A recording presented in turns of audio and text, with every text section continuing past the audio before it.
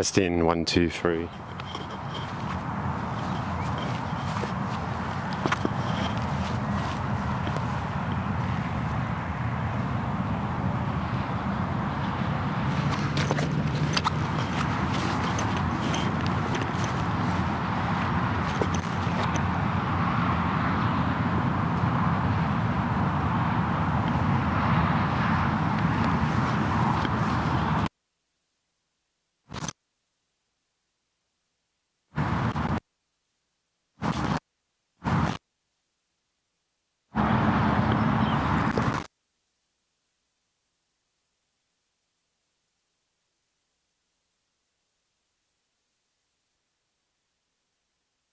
Two, three, two.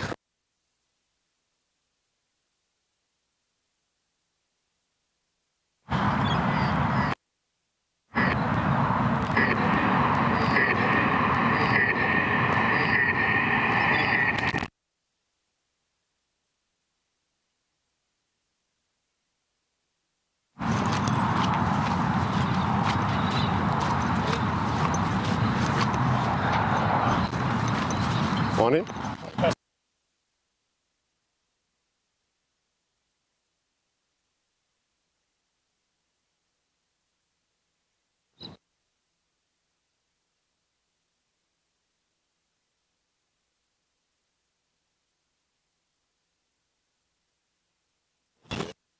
So I'll be providing a stint. Yeah, cool.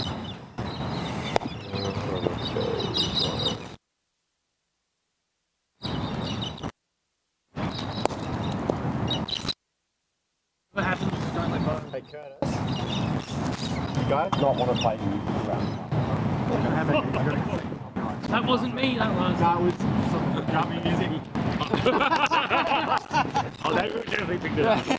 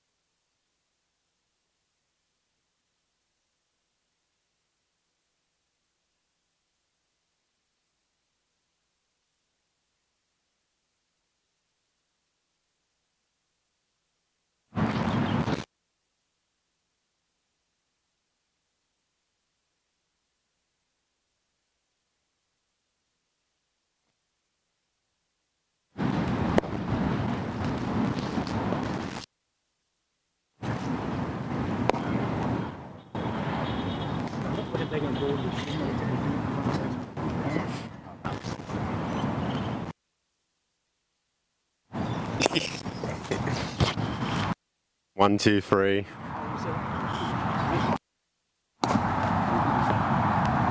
Just another game, mate.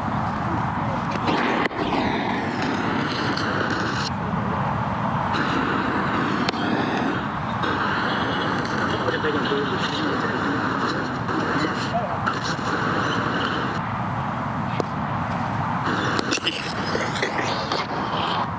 1, 2, 3.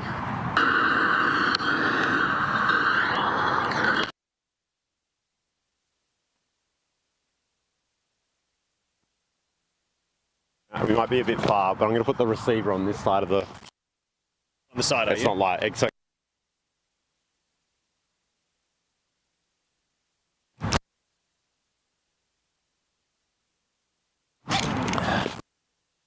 Grab your own bat now. You're toad.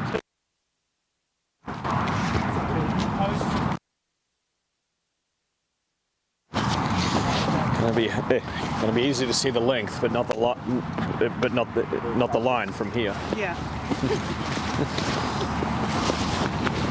Are you warm enough? Yeah, I'm fine. Yeah. No worries. Is it vibrating myself? It's fine. Because it's like $700. It's 700. One step at a time.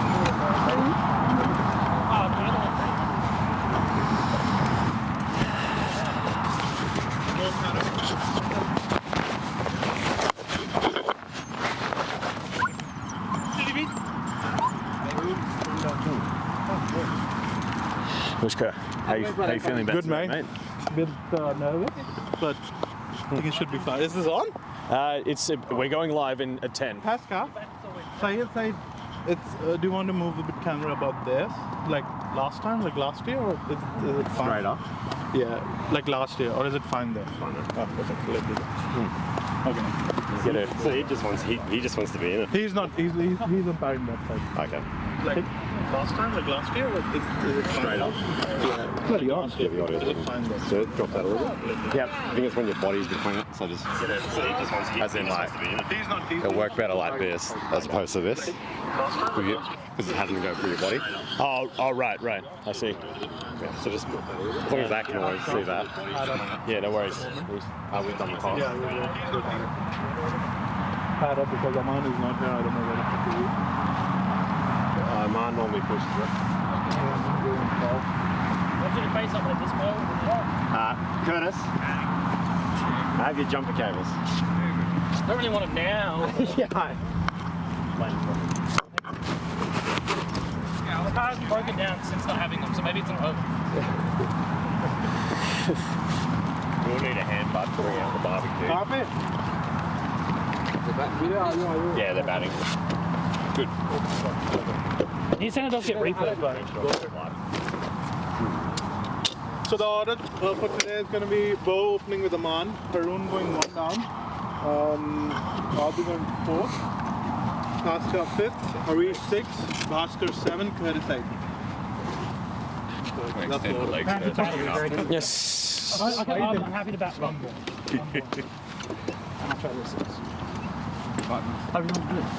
Pardon. Aman doesn't start. Otherwise, it'd be a midget table. You have to press the both sides. I do one at a time, and then once I can get one out of spot. Hello. Welcome to the Deakin playing fields. We've got a match up against the Bonely fans and SR8. Got a close one here. They've been pretty competitive during this last week or two. Jake's going to come back and take over. Come on, Blackjack. You're up, man. I don't think it's live yet, Cokes. Oh, I don't think so well. You can save that Starts right on 10, mate. So we're going to have to wait for a bit. I can see if I can make it go live. So I didn't see an override. All right, no worries. I'm happy to wait for a bit. I changed the time.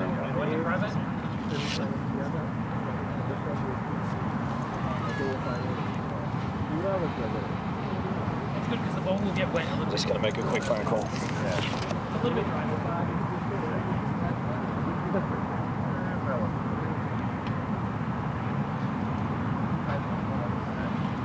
I love how far like pre-game cigarettes. Right, should be going live now. Check it.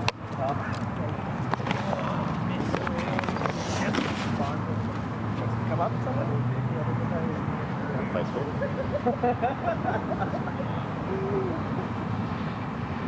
Go to the Facebook group. Go to the Facebook group. Push his mind over.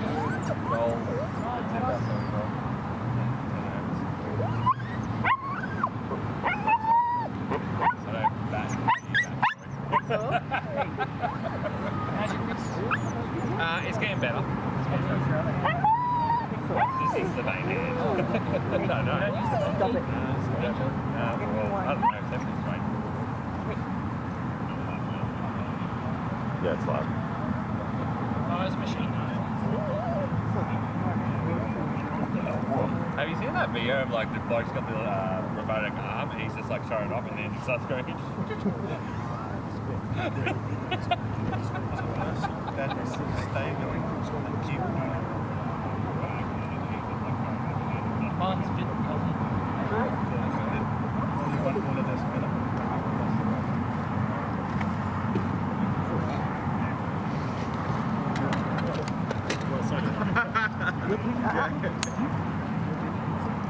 Yeah, he's there. What?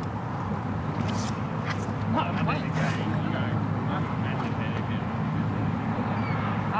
not often.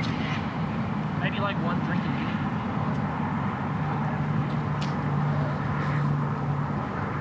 I got a surprise.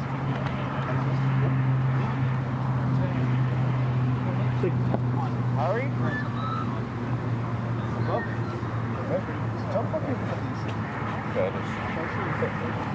That's from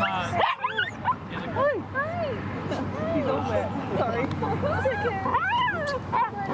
How are you?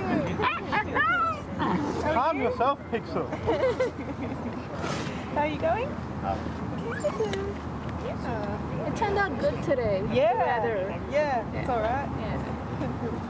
A bit cold, but Better than yesterday. yeah. Sit.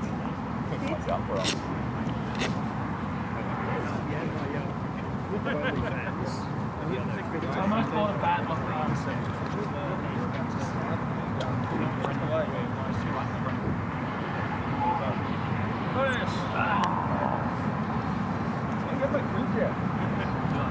I'm trying to find a bat.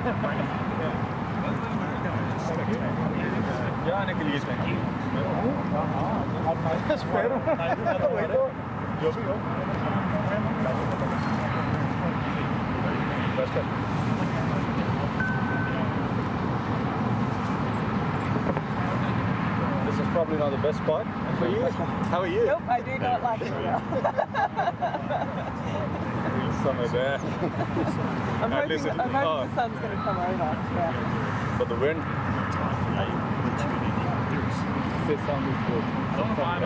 Need a place. We start at 10. We'll be going for a couple of hours.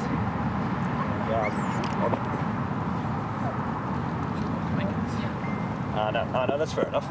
That's fair enough. Do what you have to do.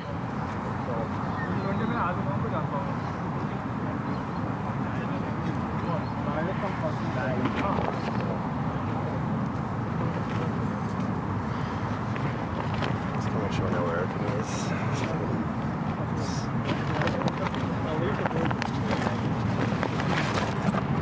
Yeah, it's been pushed up.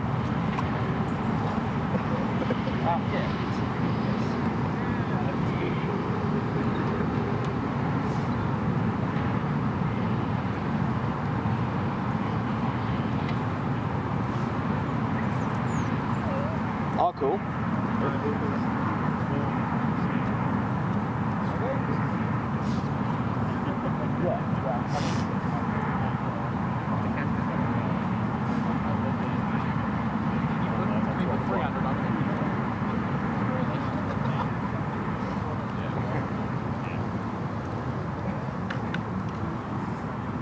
Just call it basketball.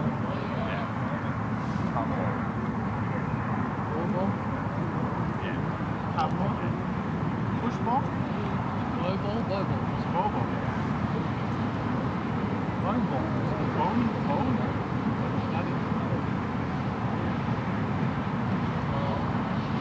I can still warm up.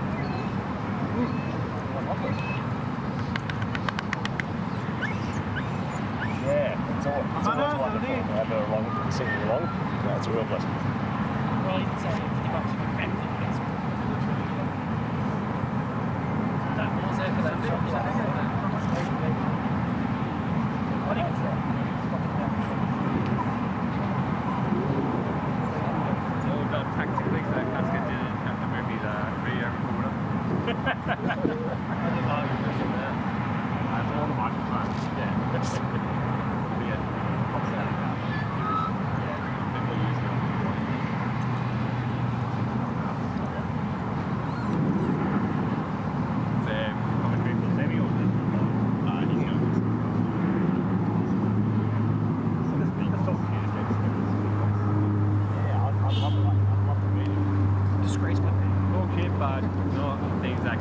Don't get me a third copy. Oh, wow. I'm too glad I didn't get that copyright. I don't get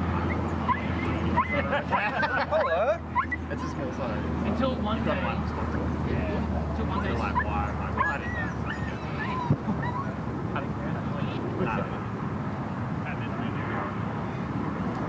But I wear it on the bottom. Yeah, no, it's that's fantastic. But the Super 8 is actually a new big one.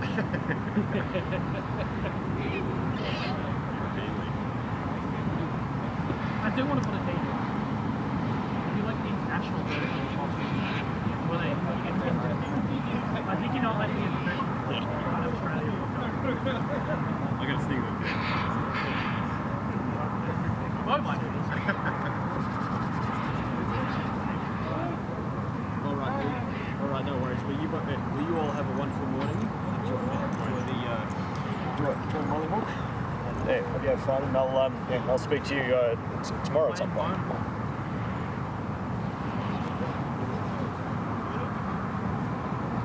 It'll be wet for the first side, I reckon. 5 hours. 5 hours will be wet.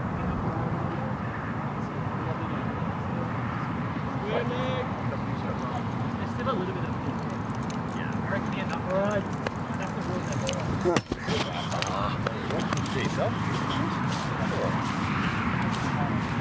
Hey, Jack. Hey, how you doing, mate? Good to see you, mate. How you going? Looking good. How are you? How you doing? All right, good. Thanks for the transition. Oh, no worries. It'll be good. It'll be fun. Yeah. It was long overdue, you remember? I asked you 2 seasons ago. Sorry, what was that? I asked you 2 seasons ago. Yes, to come along. Yeah, I just had to know when the time was right. That's all. I just wanted to have a couple more seasons. And this Harish, I've got this by Harish as well. Yes. It was Harish who asked me to come and play Winnie cricket in the first place. Yeah. We used to play Sundays together. Yeah, that's right. Yeah, come back. In the works. Very good. Okay, we're Seventh rhinos as well. very good. Here we go. Hello everyone, and welcome today to the touch footy ovals at Deakin, or the Mint Oval as we call them, and we are in for the semi-final today between SR8 and the Bonely fans. It's looking to be a pretty good day here today. The past couple of days we have had quite a bit of rain, overnight a couple of days ago, but it's certainly a bit better today. There's probably still a bit of moisture in the ground, but there's a bit of wind blowing, so hopefully that'll help dry things out today as the match wears on. But still a pretty good day for cricket, and it looks like they just swept up the pitch a little bit. So get rid of the grass, stop it acting like a cracked up whacker pitch, like in 2013-14 Ashes series. So it won't move around as much. But knowing how much moisture there might still be in the pitch, it might just keep low and move around a bit. So but with the sun coming out, it might keep it straight or keep it moving. You never know. So should be a pretty good even contest today.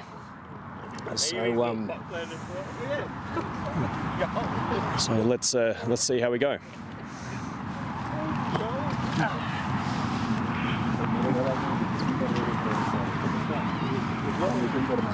And I'm standing right next to Curtis Roy. Hey Curtis, how you doing today, mate? Good, yourself, mate? Yeah, not too bad. Thanks, mate. So what are your thoughts on today? Hopefully we'll get a good couple games in, make the final, but we'll see how we go.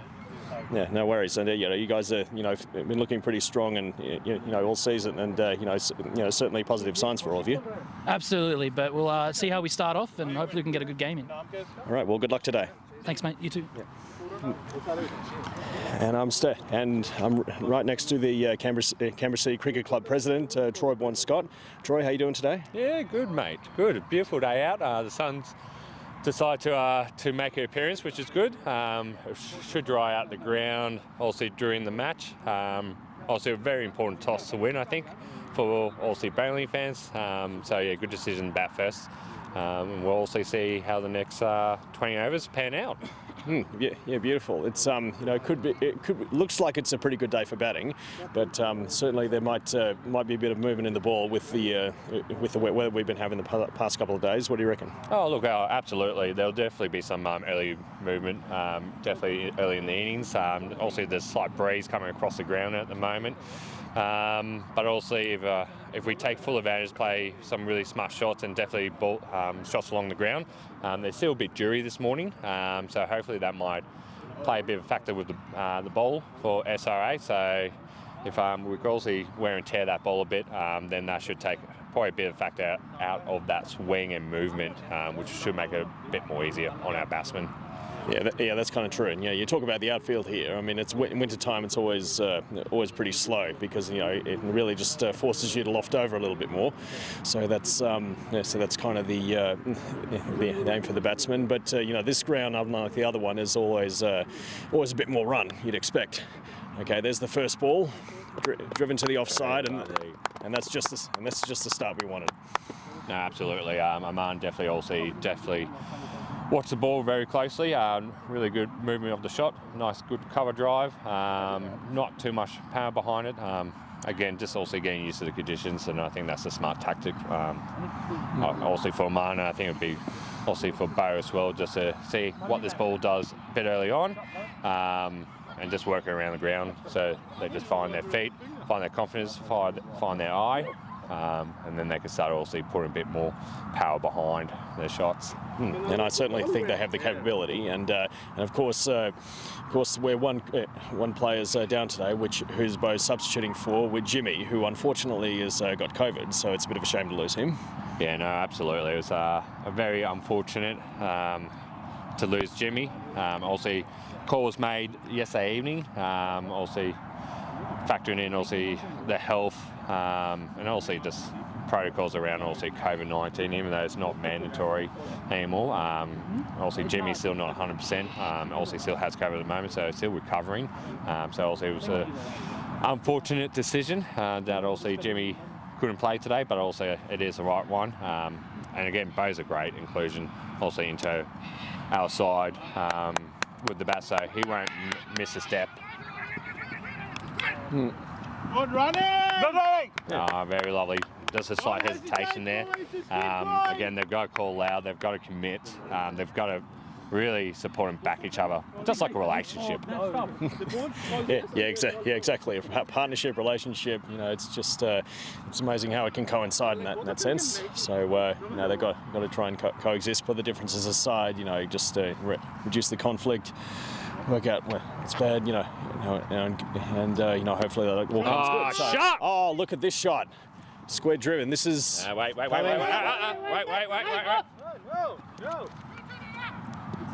It's our boundary, mate. It's a boundary. It's a boundary. Is that a boundary? Straight line. Is that a boundary? Yeah. Yeah, it's a four. They're just figuring out right now. Hey, Praneeth. Yeah, Praneeth. You don't need to. It's very close. Yep. And the boundary decision has been made because the ball crossed the line. But it's a rule of thumb between the two cones. It's always a straight line. It's always a straight line. And sorry, who was that? So that's I'll do a verbal play-by-play there. So one of our lovely brothers. Players, but also not playing the semi. Praneeth, also trying to do the right thing to try and collect the ball when going over the boundary, but he was just a bit too eager to get that ball where the ball was technically still in play, but luckily he did wait just that scotch enough for it to go over the line for it to be considered a four. So I'll see a lesson learned there for Praneeth. Wait at least for a metre when it's gone past the cone before helping and assisting in collecting the ball for the opposition. Yes, it's a very good point. Yeah, too eager, and it's a rule of thumb between the two cones. You have to visualise a straight line. So as long as the ball crosses that straight line between the cones, it's considered a boundary. But yeah, looking from our point of view, I mean, we were standing very close to it as well. It looked like it was just very touch and go, very hard to give. So I don't know. In normal circumstances like that, you probably have to give the benefit of the doubt to the fielding team. So we're very lucky to actually get that boundary. Yeah, very lucky to get the boundary. Again, rule of thumb is if it's touch and go, don't get involved. But again, what's common sense these days? That is very true. Oh, lovely! Beautiful cut shot there. So this ball definitely not making it to the boundary. Also going to be collected, thrown back in. Very good shot by Aman, also collecting 2 runs there. Yeah, that ball was a bit short and wide. I mean, that's just kind of a gift for a batsman, really. Oh, absolutely. It had a nice, good bounce, nice, good whiff. Aman, also a lovely, good cut shot. Beautifully played. He's also looking quite comfortable at the moment, but also still very respectful also of the conditions. Oh dear. And I feel like they may be in the commentator's curse. 100%. We've done it again. It's happened on so many occasions. Yeah. Just speaking too positive, and often that brings about the batsman's downfall. It's And more comments on how well people are going. Yeah, so unfortunately Emmanuel's here just slightly edges one straight to the keeper. So that's also Aman's day in this semi-final done with the bat. But we'll see Aman a bit later on in the field. Also with the ball. One, he said you're looking good. It's the commentator's curse, that one. Yeah, I say you're looking good and then you edged it. Well, you owe him. Aman might not be giving me the finger, but I think mentally he's giving me the finger. Well, you can make it up to him by owing him a case of beer or something. Yeah, I'll definitely buy him a beer if he wants one. Yeah, 1 sec, just getting my seat. Yeah, no problem. So at the crease right now, we've got Haroon, also a right-hand batsman. Also, could be a bit of a surprise. He could be a left-hand batsman. He's doing a bit of push-ups, stretching at the moment. He did tell me pre-game that he wants to also make a real good contribute to the score today. He doesn't want to lose his wicket very cheaply. He really wants to put together a really good defining score here for bowling fans. So obviously it's going to be a good test these next couple overs. And straight away Haroon off the mark. Also a lovely cover drive just for a single. Bo's looking for a second, but Haroon sends him back to the striker's end. Great way to get off the mark there for Haroon. There should be a helmet on the Ooh, lovely. Jack, obviously the main commentator, has brought the little urn of the ashes with a little cork on top, which to me signals it's definitely a shock in there, or probably scotch, I'm hoping, I'm presuming. But who knows, it could be tequila as well, whatever floats his boat. He also has a coffee with him in his hand, which tells me he might be having an Irish coffee this morning, straight away, which, look, no disrespect, I don't mind Irish coffee here and there. Honestly, no wide call there. That one looked a bit further out to the offside. Bo also trying to have a bit of a shot. Looks like also a good cut, but no prevail. Oh, shot! And that is a 4! Goes right past me. Beautiful, beautiful. Obviously, cut shot by Bo. Almost the fielder. Basically, if he was maybe another half a foot taller, his arm span was a bit longer, he would have took a ripper. He would have done maybe the Ben Stokes approach of a catch, like in the Ashes. But unfortunately, he was nowhere near. There was no copy and paste of the Ben Stokes attempt catch from the Ashes, and that one was a beautiful 4. Well, I'll hand this back over to Jack now. Very, very nice Richie Bennett style commentary, mate. Yeah, you certainly got a style of your own. Wait, to have a couple of beers. Personally, I prefer a martini or two. Yeah, espresso martini. Espresso martini for me. Yeah, that's it. And lovely, solid defence. Oh, this bowler, he really wants the wicket. Doesn't matter if it's a ball getting caught or if he's going to run out the batsman himself. He also wants it. He's already running back to the mark. He's full of energy this morning. He must have had some bloody energy drinks, coffee, espresso. Something's on about this bowler at the moment. Well, he's certainly got a lot of good speed about him, and he got some fabulous movements. So I've faced him myself. He's a tough bowler to get away. Yes. And that early in the season when we played them, sorry, no, it wasn't. But yeah, I do remember facing him. He's got speed, he's got movement, and I can usually see the ball pretty well. But he's certainly a tough bowler to get away. So he's with the amount of wind we got blowing this morning and the amount of cloud cover, he's certainly going to be utilising these conditions quite well. Yeah, look, absolutely. I think from my memory of facing him from early in the season, he has a really good line length. He's pretty consistent on the mark. He will bowl it really roughly around that middle to off stump line, so he's really targeting the stump. So it's the old tactic, you miss, I hit approach. But if also you take your time out understanding his bowling, you can take him on and also basically challenge him to rethink his strategy. That's a very good point. But he's looking good, well in his stride now. Yes, Bo also still finding his groove early on. Looking for the shots to be played. But again, still early on in the innings. Can take his time. Doesn't feel like he needs to rush himself. But also, he's looking to also play himself in at the moment. And making the most of his call, since Jimmy can't be here today. But don't underestimate him, because he's a very good player when he puts his mind to it. No, absolutely. Once Bo's also in and also playing his shots, he's a very dangerous batsman. And again, it was a very good also selection replacement for Jimmy. Where again, once Jimmy's no different when once. Are you again, Troy? No, I wasn't commenting how good he was going at the moment. Well, we called it. You know, you miss, I hit. Yeah. With the way that he was bowling, it was certainly getting on top of him. So yeah, correct. Certainly kind of had to see that coming. Yeah, and just as solve how Bo was trying to hit these shots, it looked like it was a matter of time. Oh, hello, darling. Good. I dare say you want to be. Come on in. Pantho has just joined us today. How you doing today, mate? Yeah, good man. How about you? Yeah, travelling pretty well, thank you. How are you wearing shorts? It's not that cold. Come on. I'm only cold on the top. It's not on the bottom. Yeah. You're very adaptable. Yeah, exactly. Yeah. So, what number over is this? I think third or fourth.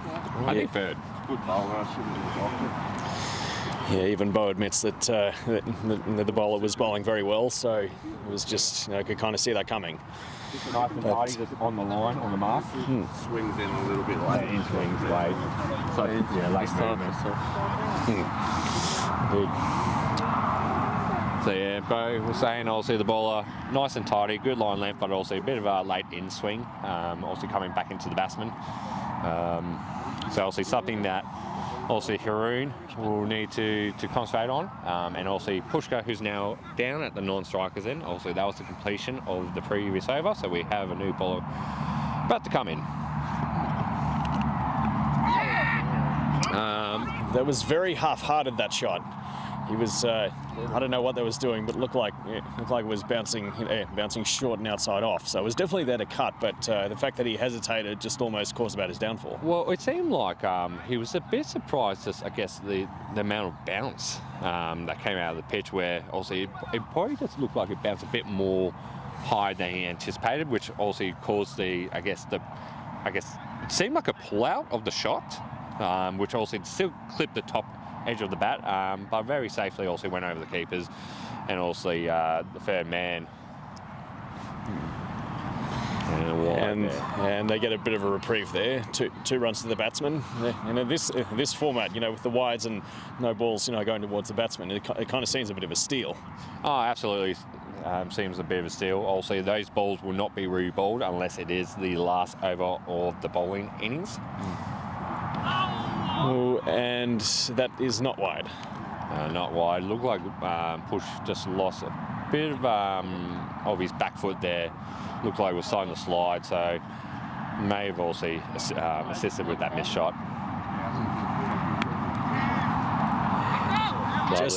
Just simple guided that late cut there, and they'll get an easy two. Yeah, easy two. Good running from Push. And a bit of slow running from Haroon. It's kind of a bit of a rule of thumb. If you're going to run hard between the wickets, don't half run, because there's any chance that they'll catch you napping, and then you'll get run out. Absolutely, and Push was definitely on running hard for the first to get that second. Oh, he's caught behind. That is a big wicket. That is a massive wicket, that one. Didn't also for us out on the sideline here, did not hear any noise there. Maybe from my personal opinion, maybe a slight deviation, but didn't really hear any noise. How about yourself, Jack? Yeah, it was hard to hear anything. I mean, for one thing, the wind's blowing quite a bit, so that kind of just restricts the sound on this side. Yeah. So I didn't really know, but I don't know. They heard it. The umpire seemed to. So yeah. Oh, the appeal was also raised by the fielding team, and the umpire also adjudged to what he also saw/heard. Striker! Unfortunately, the skipper, the captain, Pushka, also out caught behind by the keeper. But it seems like from SR8, they've got a good line length also carrying here. Also, 2 out of the 3 wickets so far has been caught by the keeper. So also they're trying to use the conditions to their advantage, to try and use that swing. To also try to get some bit of tickles off the bat. Or they're all saying, you miss, I hit. That's true, and they're also. I thought that from the rain that we got, the ball would be keeping quite low, but it also looks like the ball's bouncing a bit. Yeah, look, I know also a couple of players who went and inspected the ground and in particular the pitch before they started play. They were saying they were very surprised how dry the pitch was, given the conditions also from yesterday, where it was obviously overcast, raining. It definitely rained overnight. So, look, given that also the previous 24 hours lead up to today's match, it seems like also the pitch is also in really good order. The ground is also looking good. Like I said, a bit dewy, but that'll also dry up a bit later on. Indeed, and I think also probably why it's a little bit dry this morning is because it was very windy yesterday, and that definitely would have helped dry the pitch out a little bit. Oh, absolutely, and even this morning, like also there's a lovely gust, like I said, going across the ground, so that's also assisting in that. Oh, still very good length bowling there. This is if they keep bowling like that, which they have done already so far, this is going to be very hard to get on top of. So yeah, so definitely credit to their bowlers for sticking to their plan. Yeah, no, absolutely. The also opening bowlers are bowling nice, tidy, good line and length, challenging also the batsman. That one going down leg side. But also if it's in this situation where you're now 3 down early on, you only have another 4 wickets now up your sleeve. You've got to also kind of reset in these type of conditions. Go, okay, these bowlers are bowling a good, nice line length. We need to play a bit more conservative, but still also with a bit of intent. Respect them and also try to get these bowlers now off and new bowlers on, and to also reset the innings. That's it. Yeah, very true. You know, being an opening batsman myself, I know all about what it's like. I just love getting there in there early. You know, work. You know, just getting the eye in, working the shine off the ball, seeing how it's moving, and just another appeal, and but to no avail, and that'll be leg byes. Yeah, when you're opening batsman, you really just got to, work the movement of the ball, just respect the good deliveries, block it out, just move it slowly, and then once the ball's lost its shine and the opening bowlers have come off, then you can start going for it a bit, and that's the time when you got your eye in, and that's where you can go for it a bit. Yeah, no, absolutely, I 100% agree with your statement there, Jack. Again, being an opening batsman or being in these type of situations, it could be a bit tricky, not just also from the physical presence, also from a mental perspective as well when you're also batting, because again you're now judging each ball as it comes, judging each over as it passes to, okay, where do you need to go next, where do you need to, I guess, up the ante of aggression and intent to also really score runs. Close. Also, run out attempt there at the non-strikers end. Pascal also would have been home and safe, but that's a biased opinion of the commentator from this side, not the actual umpire. Well, I certainly think it's legit because Pascal, with his build, has got a good amount of speed. He's certainly a very talented batsman. Yeah, no, absolutely. So there's certainly some potential. I mean, he's last year he was the the MVP of the season, because he scored a huge amount of runs, and he's certainly a very key batsman in the circumstance. So he's the one who's got to up the ante right now. When you're 3 wickets down, someone's got to step up to the plate. Oh no, absolutely. So I'm just looking at the live comments from our feed this morning. playing a miss by Michael. So also we've got Mr. Laurie Kirk also watching from Wagga Wagga. He's looking forward to the first ball ramp shot, and again, from my recollection, that did not occur off the first ball. So sorry to disappoint you, Mr. Kirk. Another comment also from a Nigel Butler. His question is, who's your commentary partner, Troy? Well, I'm the guest speaker. The main commentary person for today is our lovely friend Jack. Well, there's no real, no real lead commentator today, man. We're open mic here. Anyone gets a chance, and anyone can express their their humble opinions, and give all their pointers, insights, anything, anything they got to offer. So it's everyone's mic today. It's not all about me at all. Oh, that's it. And again, we've got also a great community here with Canberra City Creek Club, where again, no person needs to take charge. The mic will get passed around. Also, you will hear some lovely, beautiful commentary from other people, not just also my annoying voice. So, like Jack said, also this will be also shared around today. Also, a get well soon, Jimmy from Udana. Thank you so much for sending that one in. And Mr. Ollie Vincent, having an Irish coffee as we speak, T-Bone. I'm glad you are, because I'm definitely not at the moment, and I'm glad one of us is. Well, I definitely think it's the day to have one, because it's very fresh today. It's 2 and 12 degrees today, but it certainly feels colder with that wind blowing. It's probably about 22 to 25 kilometres an hour maximum today, so that chill factor will certainly keep things cool. So if I ever liked spirits like that, I go for an Irish coffee as well. Yeah, okay, absolutely. Okay, beautiful pull shot there. Nice swivel, very Ricky Ponting style. Look pretty good there, but only one. I won't lie, days like this as well, Irish coffee, yes, definitely a given, and mulled wine is another one that I personally would go to on a lovely, brisk, cold winter day like this.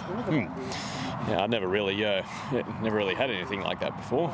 I mainly just stick to beer, martinis, and red wines personally. My wine is basically a hot red wine, so it's something different. Really good, like I said, on a cold winter day. Would not recommend it on a hot summer day. Yeah, very good point. Yeah, to each their own. And I don't know too much about alcohol myself, because never really been much of a big drinker. But anyway. Look, I think, let's be honest, in this day and age, not a lot of people know a lot about alcohol. All people truly know about alcohol is they like to drink it. Yeah, everyone's got their personal preference. But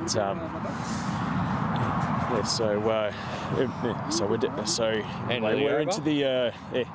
I think we're like 7 or 8 overs down, are we? Yeah, I think we're probably roughly around, I think maybe 5. I reckon 5 to 6 overs down.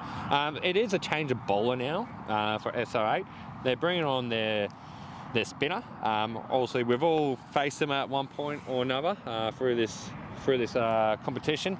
Can be a very dangerous bowler, in my humble opinion. Not to me personally.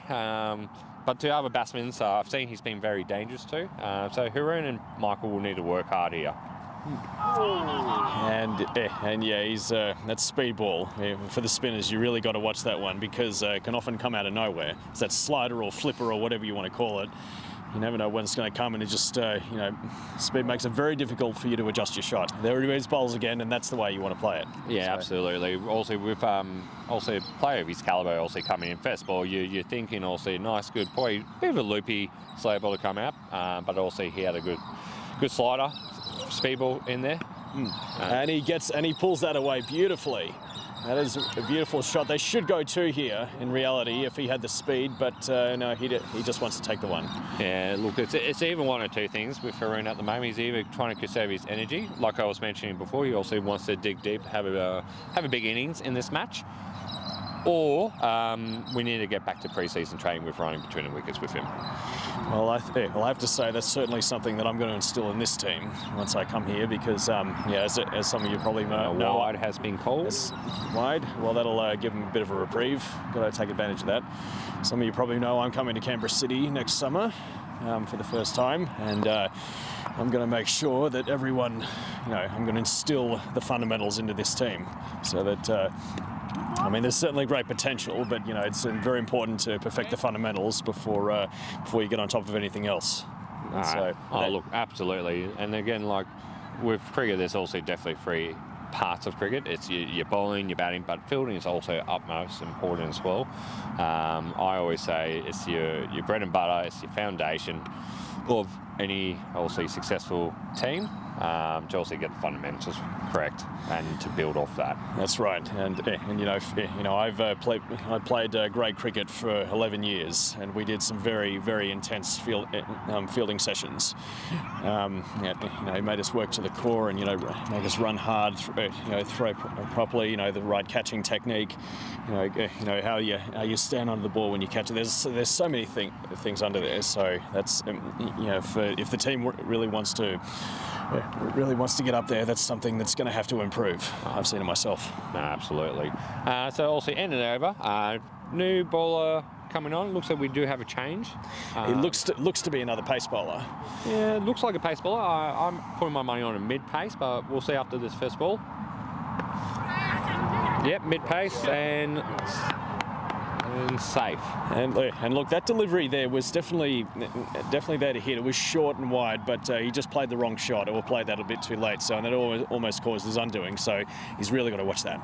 Yeah. Look, also again from where we're commentating from, we're also not directly behind the bowler or in front. We're really more side on to the batsman at the moment. But that looked like also very short, also down off, where he really needed to be hit hard through the covers. And he gets a really good piece of that. Goes for the slug sweep, and just a single. And again, on a normal ground, that probably would have gone before. No, absolutely. So again, this is what I was speaking about before. So being conservative, work through also the good bowlers who've been bowling good line limbs, waiting for also the change of bowlers to come on and try and also up the ante and take a full bit of advantage. It seems to me that this may be the correct bowler to also take a bit of advantage of. Oh, gets a thick edge there, no slips, and he takes full advantage. So this is definitely one they should go 2-4, and he's coming back hard, and they will get it. That's very good running. No, absolutely. It just seems like with this bowler, he's still trying to work out his line length, where it'd be a good area to also bowl and be, I guess, challenging to the batsmen. It looks like he hasn't figured out probably the right area of the bowl yet. Tries going for that again, and that's not called wide. And again, as I said before, all we can see is the length from here. We can't see the line. No, correct. But that one looked like he's probably best bowl of the over as we speak. So coming in to Michael. And just being very conservative there, still just easing things in, getting his eye in. It's sensible batting at this point, especially with the way they're bowling. No, absolutely. It looks like the ball is starting to find also a bit of a groove, which is a bit unfortunate because also we would have liked that in his second over, but also finding a groove a bit early on. Ball is coming to Michael. Doesn't try and hit that one too hard, just eases that. So every little run counts here, but under the pump a bit. So got to try and find those gaps. Yes. And looks like the spinner's coming back on for the next over. Yeah. So again, the spinner will come back on. He will also kind of do really, I call a carbon copy and paste of his previous over. He will have also a quick slider in there. He will throw up a bit of a loopy spin ball. Again, if both Haroon and Michael can get past this over, I expect they'll probably want to conserve the spinner for a bit later on in the innings. But if the spinner also does get some work in this over, I wouldn't be surprised if they keep the spinner on for another over. But again, my humble opinion. Well, he seems to be doing his job so far. And that's it. Yeah, it's good length, and he's certainly got good speed there. Yeah, so again, look, a slider, a quicker ball also coming in, testing out the batsman's also, I guess, judgment. And Pasca's just taking it conservatively, just going, providing the bowler a bit of respect, as you have to do when they're bowling well. Yeah, so no, Michael also being very patient here, working hard. Ooh. So This will be a good challenge. yeah, this looks like a very good challenge at the moment.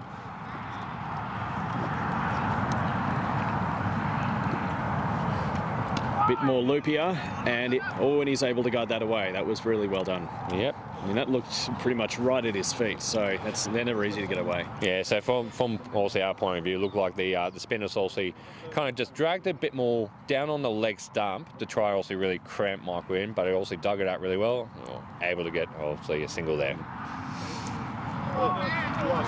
Completely missed. Also, there will be buys there to the batsman. Hasn't gone to the boundary, so looks like Haroon will get 2 runs, also assigned to him. Again, under the Super 8's scorecard rule, any sundries will go towards the batsman. So even though Haroon didn't hit that, he has successfully scored himself a 2. Yeah, it just makes you think whenever the batsmen score a lot of half centuries, you wonder how much of that was stolen with extras. Yeah, look, it could be very much perceived when also batsmen score half centuries of really good hard work or really lazy bowling. That can happen all the time in this game, and it happens so often because they're so strict about wides.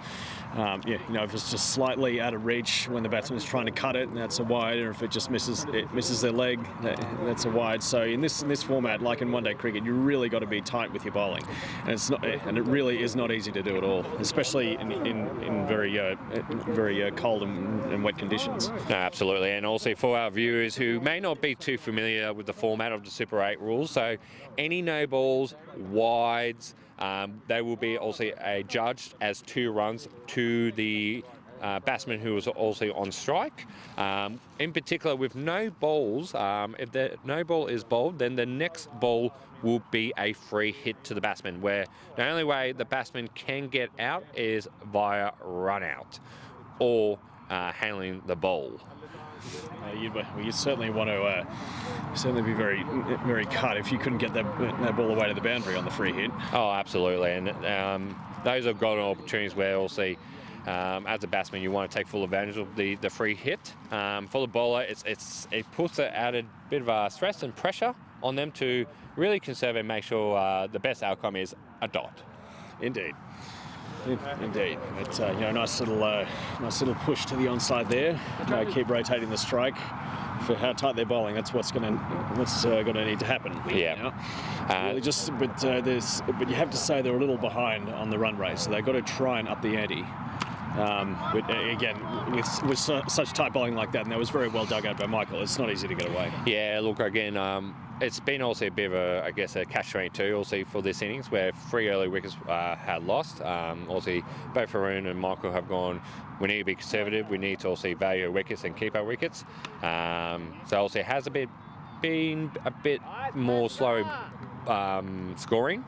Not really many boundaries since early on. And look, I'll also credit the opposition. They've also replaced the bowler. So they've also looked at this and they've gone, well, Burnley fans, you're not scoring much, so we're going to rotate our bowlers a bit and hopefully save our real deathly bowlers who will also cause some harm to come on a bit later on. So it's very smart tactic on SR8 at the moment with the change of bowler. It's also just to rotate and cycle through their other bowlers. Yeah, absolutely good point. And it's as I said, brilliant tactic. And they're in the semi-final for a reason. So they're with that going to prove why they deserve to be in the grand final. No, absolutely. Also for viewers or even spectators who also may not be aware, but also during the regular season, both SR8 and Burnley fans met twice in regular season games. So they played each other twice, and from a record statistic, both teams own 1 win each. So both teams have had a victory against one another, but also the most recent match, SR8 also grabbed the spoils in that one. In the regular season table, Burnley fans finished second on 32 points, and SR8 finished third on 31 points. So there really wasn't much difference between the two teams, very close at the end between second and third. So again, both teams are going to be very much also up for the fight. Also, we've got the spinner to continue for his third over. Yeah, fantastic insight, mate. And you know, that's why this semi-final should be all the more exciting. No, absolutely. So also the skipper also has decided to keep the spinner on. Also, it seems like it's causing a bit of troubles for our lovely friend Michael out in the middle here. But it's one of those things also, the spinner, really good quality bowler.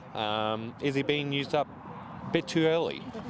Well, that's always a question you ask when you put your bowlers on, especially those who are bowling well. The thing about that, and Michael gets that way really well, and he picks the gap between between point and the slip. So, you know, he got that away for the couple, so that was very well, good placement. So, yeah, just on that, it's especially when bowlers are bowling well, you normally want to keep them on. But what I've often seen in the past is the opening bowlers actually just used up for their whole spells, whether it's 4 overs in T20 or the full 9 in 45. That's a shot, and he gets it away again. You know, beautifully picked through the gap there, and that is just brilliant batting. Yeah, he did very well to pick the gap. So I think, when you use up your good bowlers, if you use them up too early, I mean that can often cause a downfall for the team later in the game, because you may, if the opposition is batting well and they're scoring good runs, you want to bring your best bowlers back later on. But if all your good bowlers are used up by then that could cost you the game. So it's so just to even up the bowling workload between them, and just make sure the situation of the game, when you need to bring them back on, it's very important to consider. So using up your bowlers too early is never a good idea. I would never recommend it. No, again, it's all about match awareness, match situation. Again, also the captain from SR8 feels that also the spinner also needs to be used now for his third over. He smashes that to cow corner, and there's a little bit of a slip there. So, but he just gets that up. So, and then they only take the single. So it's well fielded. Yeah, very well fielded. I'll be a bit rude to our friends out in the middle. Definitely a second run there was on, in my opinion. But I'm not out in the middle, and I can't also speak on behalf of the gameplay that they're going through at the moment. But also seeing out the spinner for third over. Also there will be a lot of questions also being asked within also the leadership team also of SR8. Do they bring him on after this over for fourth over and finish him off, or do they save that last over for somewhere near the end? I definitely think the latter is the more sensible idea. If he's bowling very well, then you want them to deliver the killer blow right at the end, because that could be a very crucial part of the game. And LBW shout, but that's way too high. We can see it from here. Yeah, no, absolutely, way too high. It was going to bounce over the stumps easily. And there's also a very distinct sound when it hits the pad, and when it hits flesh, it's very, very different. And that's and of course it's very painful for the batsman whenever it hits flesh. It's never nice, but very distinct sound. And when it hit him high on the thigh there, it's pretty obvious that ball was too high. Yeah, no, absolutely. So also previous shot play by Haroon, also straight back to the bowler. It seems like the bowler is also starting to find his rhythm, his groove, his line and length quite nicely. He's certainly pitching in good areas, and again another slog sweep, but straight to the fieldsman. I mean, look, he's hitting that shot well, but he really needs to find the gaps at the moment. No, absolutely. Also a bit of a different variety ball from the bowler. That one also released a bit earlier, a bit of a loopy ball. I thought at one point it may have been a no ball over the waist, but no, it dipped down nicely. So Haroon definitely also watched that very closely. But yes, absolutely, need to also start taking advantage of these missed balls. And Pascal plays that beautifully. That was a quicker ball.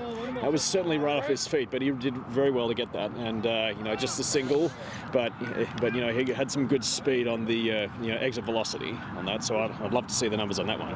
No, absolutely. That was a very good, again, variation of ball. So also the previous ball, bit of a loopy. That one was a bit more quicker.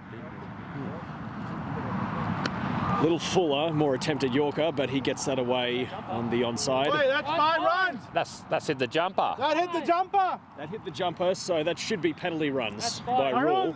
Jamal, that's a penalty. That's 5. So we've got the captain from Bowling Fans, Pushka, also claiming 5 runs because it's hit a player's jumper that has been laid down on the ground. That has to be the final. LeBron. So It's 5 runs and hit the player's jumper. So he's still calling for it, but obviously, but the umpire's just not having enough of it, and so and push is going out.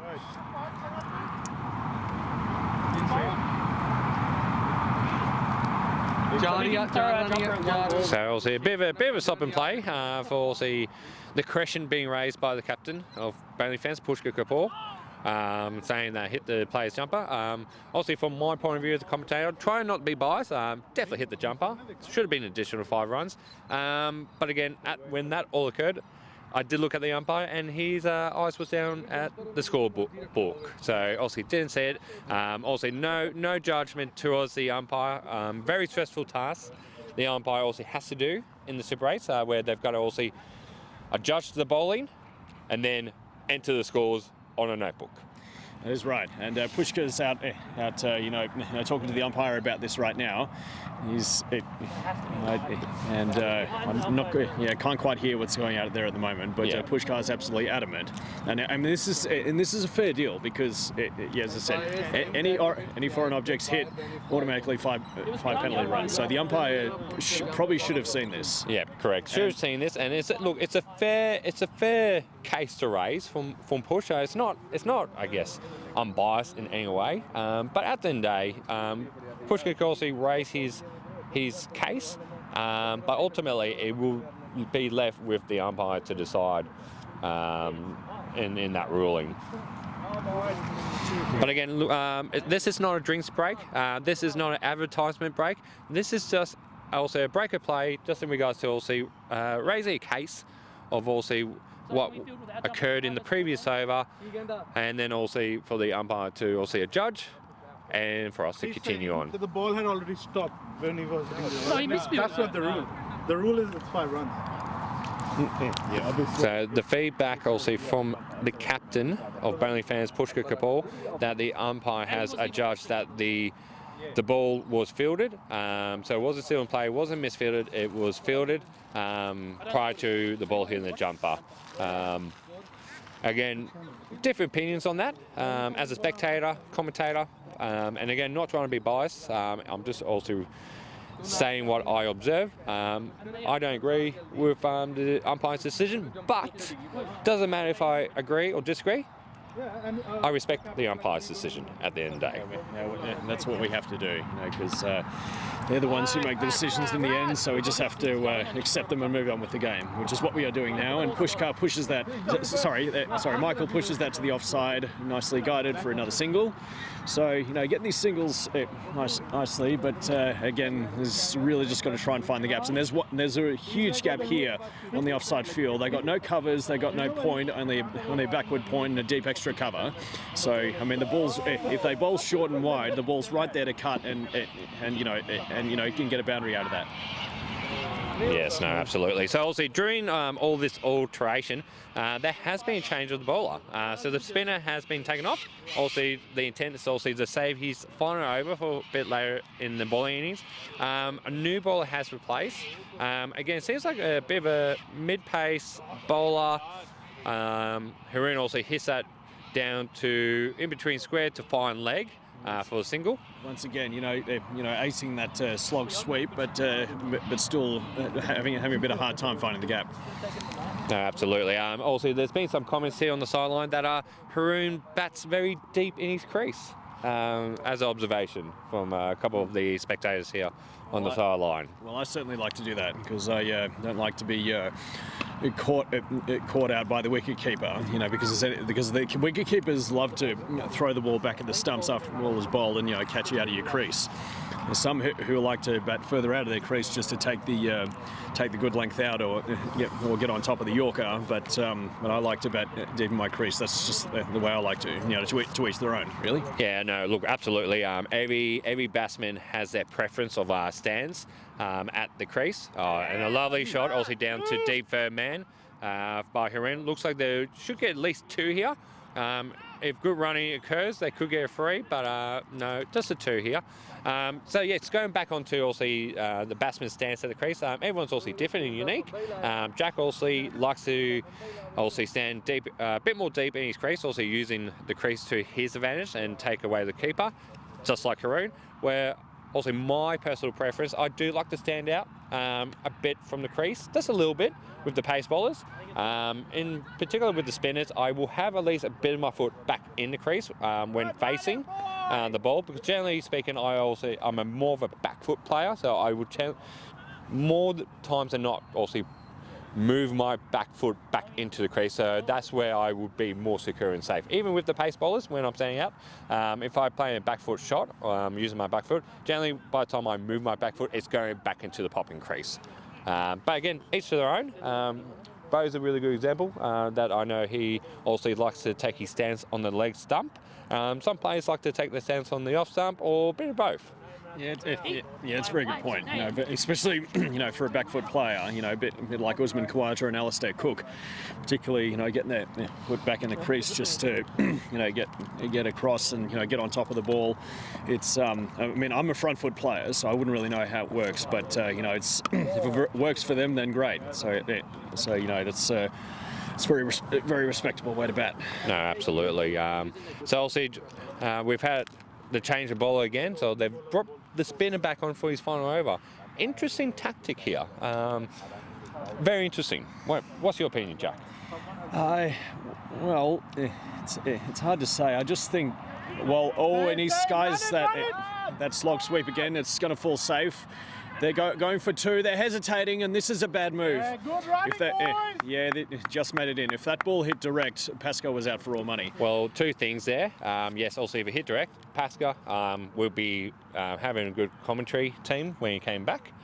Well, not good commentary team, additional commentator. But the other thing as well, what I noticed on that throw, the bowler wasn't standing at the stump, so he stood back. He was allowing the direct hit opportunity, but he took out the opportunity of, well, if the ball missed the stumps, then he could go for the run out. Yeah. I mean, it's just a rule of thumb that you always need to be standing behind the stumps, just getting ready to take the ball and quickly whip it into the stumps. So I'm not quite sure what he was doing there, but definitely a missed run out chance there. So I don't know, and I suppose because they're starting to slog for it. I think because they're bringing the spinner back on because they think that he might be an opportunity for to slog him around, and by doing that, it might force them to make a mistake, and it'll get them another wicket because it has been a while since they've got a wicket, so they're getting kind of desperate now. So maybe that's why they're bringing him back on. Yeah. So very also good fair also points and facts there, Jack. Again, good time, bring spinner, because again, also the batsmen seem like they're starting to up the ante. Again, not too sure exactly which over we're up to. I feel like we are roughly around the 12th, 13th over. That's just my general feeling without even asking anyone here. But it's also now, it's the right time for the batsmen to start putting the foot down, to start accelerating. Also into this innings, which also Burnley fans still have 4 wickets up their sleeve, and if that's also the completion of the 13th over, then there's 4 wickets left with 7 overs to go. And the spinner's now also completely done, hasn't claimed any wickets, and the batsmen have done a great job. They've basically faced him predominantly in his spell or his 4 overs, and they've seen him out. And they've done very well. They have 14 overs, 67 runs. So yeah, but very, very good points you raised there. It's so wide, cold. So also the score update from the umpire. 14 overs have been completed, and Burnley fans are 3 for 67. So definitely, in my humble opinion, SR8 on top here at the moment. Also 36 balls left. Also being on 67 runs. Burnley fans, again, if I was looking at a projected score that we now need to get to, 120. It's very, yeah. I mean, 120, 130 is about the mean in SR8. And he smashes that slog sweep to long off, and it gets over the fielder's head and goes for a boundary. That's the first boundary that Burnley fans have scored for a while, and that is an absolutely beautiful shot. Bravo. Good mate, so. How are you guys, boys? Yeah, How you guys going? Yeah, good. Good mate. How you doing? Commentating. Arvin and Himanshu have just arrived. Oh, you're fine. Yeah, fine friends. So it's always good to have them along. Absolutely. So that is an absolutely vital boundary there. Vital boundary. Again, the boys now know also the situation. Again, with 6 overs left, four weeks to up the sleeve. It's again, you now starting to get to the point where you go, you know what? We've now conserved. We've saved the wickets. We've got 6 overs left. We now need to accelerate, even if that also involves us losing our wicket or their wicket. It's now basically, it's time to go. It's time to also get to 5th, 6th gear, drive that Ferrari really fast and go to the top speed. So in the words of Motley Crue, time to kickstart their hearts. Yes, I mean it's all or nothing really. Yeah, with a few wickets in hand, and got to try and take a few risks. They're bowling well, but they really got to try and find a way to go on top of them, and they do that here. By hitting that ball deep to the offside, get a couple, and that's very good running. Yeah. So also batsmen still to come. So we also got Harish, who will come in next. Can be a very dangerous striker of the ball. Following him, it appears to be Basker coming in. Captain's also not giving me anything, not giving me any insights. So probably Basker. Also fun fact as well. Last time when Burnley fans defeated SR8, Basker made a really good, I think, 40 or 50. So he was on fire in that game from down the lower order. And we've also got Curtis Roy as well, which again, on his day, he can also be a very dangerous boundary hitter as well.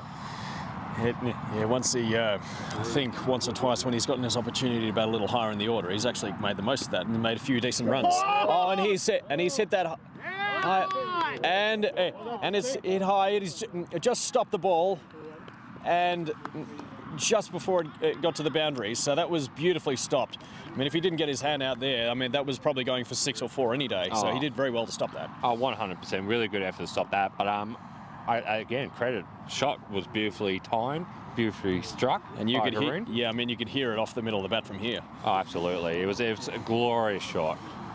So he's certainly seeing the ball well, and he's getting very good contact. Again, as I said many times before, he just needs to try and find that gap. Yeah, so it seems like he's also definitely worked himself in now. He's also now trying to convert these shots. Gets another one out of the middle and smashes that one to the offside. Yeah. And that's a boundary. That's a boundary. That's a 4 by Haroon. So he's also now picked his moment, picked his time to also now start putting his foot down to take also the momentum back towards Burnley fans. Yeah, That's a boundary! It went past the cones. And umpire, they've called it. The umpire's called it.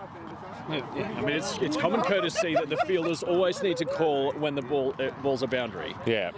So that's kind of selfish if you don't. Well, you can't use the argument of this is my first cricket game because it's a semi-final and you've had to play at least minimum 3 matches or 2 to be playing the semi-final. So this individual has also played a game before. So he should be able to signal a 4. Well, so that's also bad courtesy, bad sportsmanship by the fielder. Yes, it is. I mean, there's absolutely no excuse for how long or short you've been playing the game. There's certainly etiquette that's required in a classy game like this. And Michael smashes that straight hit, but only gets the one. That ball's cut off once again. Yeah. So, again, they're certainly up in the run rate here, and they can afford to because for the aforementioned batsmen that we have in the lower order, we've still got a lot of batting depth, so they can afford to take a few risks. And they take another one, smashes that to between cow corner and long on. Not quite enough meat on that, so that'll be cut off again. And here's an overthrow. And takes full advantage of that, and he kicks the ball in frustration, and rightfully so. Anytime you give away overthrows like that, or sloppy fielding, there's always going to be frustration. Yeah, absolutely. Also, the player who was backing up for the throw also going what are you guys doing? Or even to his mate, the bowler. So looks like some buys here. They'll go towards Haroon. They'll double up for 2. I don't expect Haroon to run a free here. I see people do it to Coley. But also some really good intent from both Haroon and Michael at this point in time to also really increase the run rate, to really increase the runs, and really just throw no caution to the wind. Yeah, absolutely. You know, they understand the situation of the game now, and they've, you know, earlier on with the other bowlers, they've gotten their eye in, they've seen them out. So now that they've gotten a bit more used to them, they know what they're about. So they just need to up the ante. So certainly a bit going on here now, which is just promising to see. So hopefully they can capitalise on that. And again, if you know, it doesn't really matter if they lose another wicket now. They've got a lot of depth in the batting order. So, but basically what they're doing is setting a foundation. You know, that's kind of, you know, what the opening batsman would do, but this is kind of, you know, the middle order batsman's job now, setting the foundation for everyone else. So just a quick score update. Quick score update to our viewers. 16 overs completed, 3 for 9 runs. So the last 2 overs, they have scored, from my calculations, 24 runs. So they've really upped the ante in the last 2 overs. And again, I'll probably be honest, as a spectator, it seems that this needs to be really the platform or the consistency for the next 4 overs. Yep, and they've set that up very well, and they're continuing here. That's Pasca smashes one down the middle, and they get another couple there. So so this is really good. If they can just find the odd couple of runs here, that'll keep the run rate at a fairly consistent rate. No, absolutely, and again, with 4 overs to go, 4 wickets in hand, it's now really just batting with no caution, batting with the wind. Just playing your shots, just playing through the ball, striking the ball, even if you're not hitting it out of the middle of the bat. Again, just taking those opportunities and even challenging the 50-50 chances or opportunities as well to put pressure straight back on the fielding team. You summed that up perfectly. Gets a pretty good piece of that. I think that will be safe. Yep. Yeah, full safe, doesn't quite get all of it, and hits that out to deep extra cover, which is cut off. Get 2 for that, but that's very good running and good placement. Very, very good placement. Very good shot selection by Haroon. For all the fans, spectators out in the world, can be Canberra, could be Australia, could be Earth. Haroon also is a opening batsman in the summertime region, so not also a stranger to batting. And that is brilliant running. That's what they should have been doing all innings. So that's you know later in the innings, understanding the situation of the game, we've got to keep up the intensity with the running. That's really good. No, absolutely. And I'm pretty sure from memory of speaking with Michael's wife, he did mention that Marcus has really good stamina. Well, he's certainly got the build for it. I mean, you know, just look at him. You know, he's lanky and, you know, nice lean build. This one has popped up in the air and it's been taken. So that's the end of what has been a brilliant innings there. You know, against the pump. You know, he and Michael have come together and put a bit of a partnership. So they've. That's a very good scrambling mission there. So very good batting towards the end. Look, very good batting towards the end. Again, did exactly what was needed. Needed to put his foot down. Needed to also really open the blade, play his shots, try to get more runs. Again, that was beautifully timed. It just didn't have enough power on it, and also the wind also probably kept it up in the air for a good longer. But look, good catch also by the fieldsman. Haroon will also depart, but I will say this. Also, Haroon did mention to me this morning he wanted to put a good score together. He wanted to make up from last week, and I respectfully absolutely think he's done that today. Yeah, he sure has, and he's received some applause from his teammates as he's come off the field. So yeah, he certainly has deserved that. Yeah, so very well batted. Absolutely, he has deserved that. Also by his peers, also giving him a good clap off. He even made passing comments saying it was there to hit. no doubt it was their hit because that's why you hit it. But unfortunately, you didn't get all of it. So, also great innings by Haroon. It's been a pleasure. We'll also try to get him to come over once he also removes all of his equipment to also ask him a few words. Yeah. I mean, he played such a brilliant innings. He deserves it. To have an interview after that, see his insights. There could have possibly been two in that shot. Michael played that pretty well, and I'm a bit surprised that they didn't run two there because these men have both got pretty good speed. Oh, absolutely. These two will very much complement each other with running between the wicket and speed. What it will come down to, like always, a good relationship, good communication between both batsmen. As is vital in any partnership, and Harish gets that away on the onside, cross batted just for one, but pretty well played. Good rotation in the strike, and he helps the bowler out there by handling the ball. So that's good sportsmanship. Yeah, absolutely. Also, there's a bit of discussion between the captain and Haroon around the earlier 5 penalty runs case.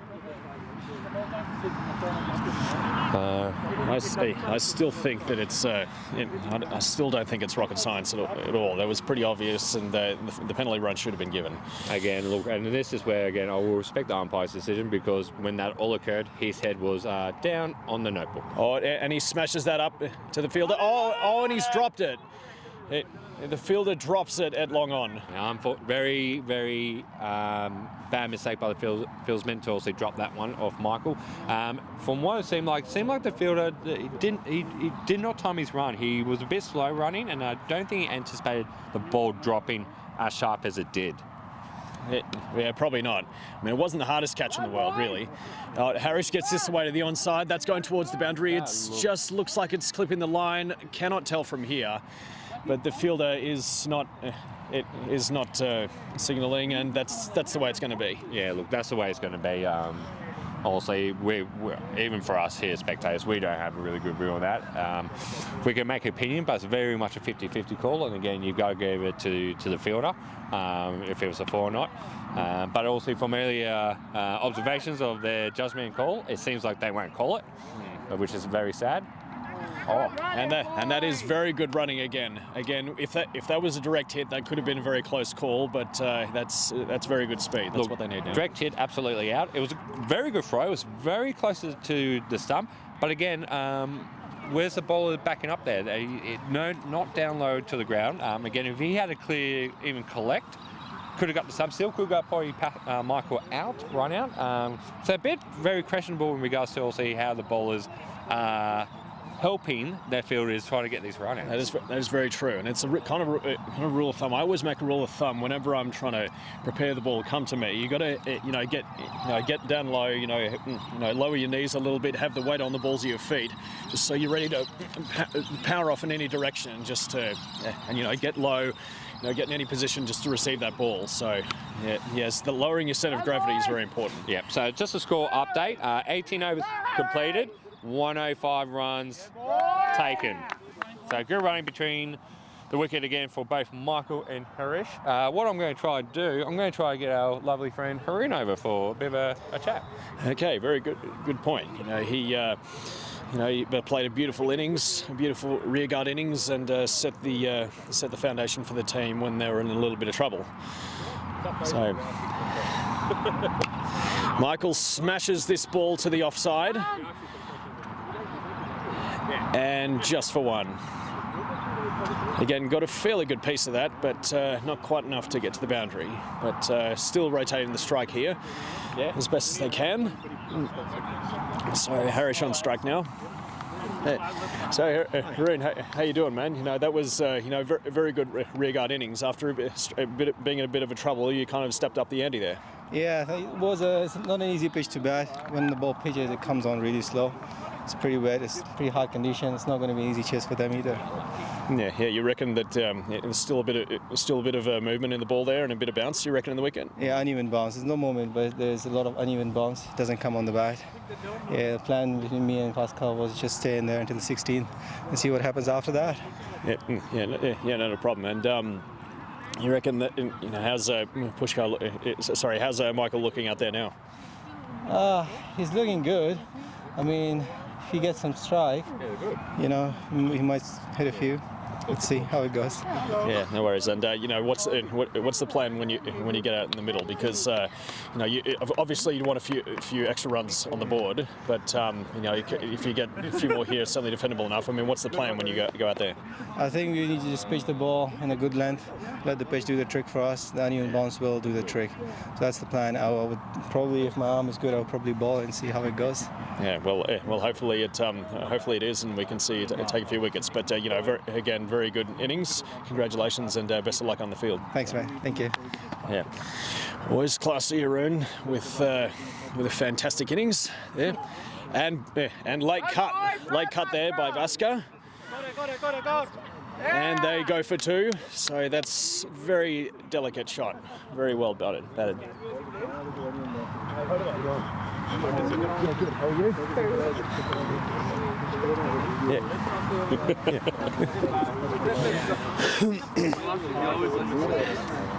So also some very hard hitting questions towards Haroon. Really good insights also. We've also how their batting conditions were out there, also the stage of the game, also the approach as well. So really good insights to also for our viewers, even spectators here.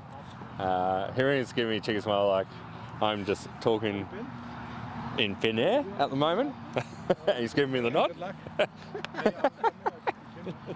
But again, we really value the insights from also batting out there, Haroon, so thank you. He really just took a wide swipe at that one out of desperation, really, but not called wide. So yeah. So this looks like this is the predominant over. This is the last over. So any sundries here will be rebowled. So keep that in mind. Any sundries here will be rebowled. So also in this Super Race T20 competition format, sundries are not rebowled if after they have been bowled, except for the last over. So the last over, if a bowler concedes a wide or no ball, it will be rebowled. So it does make it a bit interesting coming to the last over. Definitely tactically as well as a captain. You also want to have your probably best bowler who could really just keep a good line length on for that last over, which it seems like SR8 has definitely done. I think absolutely, and they've used it, utilised it, mixed up their bowlers beautifully. Mixed them up and brought them on at the right times and kept the pressure on. As I said, they haven't bowled many extras, so I'd be very surprised if we did get 1 or 2 in this over. And this is their I think this is their opening bowler as well. So and he bowled a beautiful opening spell. So they'll he took I think he was responsible for 1 or 2 wickets to start. So they'll want him to finish this off. Yeah, no, absolutely. He was the bowler who also just missed clear ball. Like I said, very tidy. He'll keep a nice line of length. It's the old saying, you miss that hit. But also, both Michael and Basker, they are also peeling some runs off the bowler. Like I said a bit earlier, roughly around 5.2 overs, 5.3 overs ago. Obviously, for bowling fans, 120. They need to get 120. It seems like they are going to be very close, or they will achieve 120 from where they were. But I guess if you're SR8, would 120 be nerve-wracking, or do you think 120 be easily achievable on this ground in these conditions? Well, I certainly think with the, considering the conditions, and both teams have pretty strong bowling lineups, I definitely think 120 is very defendable in conditions like this, because as you can see, there's cloud cover coming over. It's not seeing much sun, and there's a bit of wind blowing around. So if the bowlers can utilise that to the best of their ability and bowling well as they have been all season, 120 is going to be a tough target to chase, honestly. No, absolutely, and definitely in these conditions. Oh, shot by Basker. That should be a. Oh no, it will pull up. Nice thick edge there. They need to double it. Run! Yeah, boy! And this will be a beautiful free run by Basker and Pasker. Don't say that very often. Don't think I said the same name twice. It is Basker and Pasker. Beautiful run free there. So yeah, like Jack was saying, also 120 will be very competitive. Again, I think with bowling fans coming into the field of ball, you need some early wickets also. Very important, very important to set that foundation early, and make a statement too that you're not that you're really up for this fight. You're going to really take it to them, and even if you're going to get there, we're going to give you a real run for your money. I think that's what the Burnley fans are saying to them. No, absolutely. So obviously coming in to ball, Basker paddles it back to the bowler.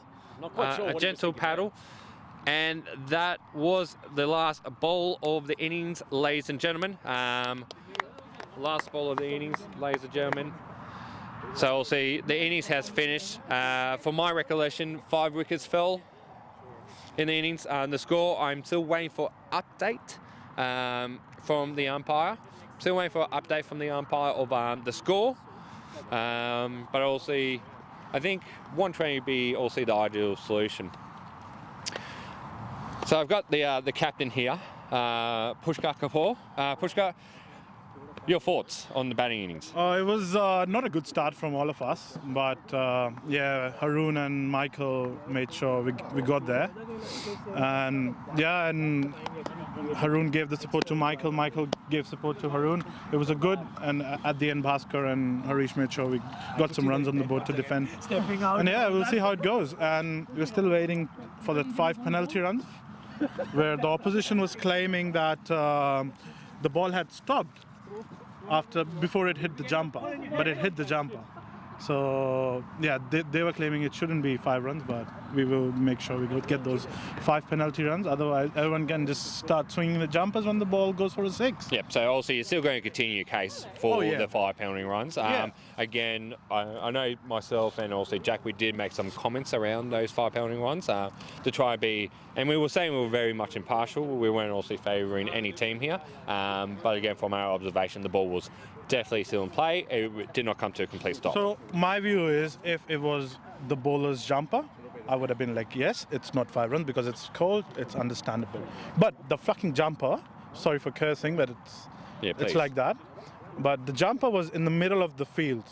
You can't keep your things there. So yeah, and again, under even the ICC international rules, also any foreign objects on the field that also touches will be considered as 5 penalty runs.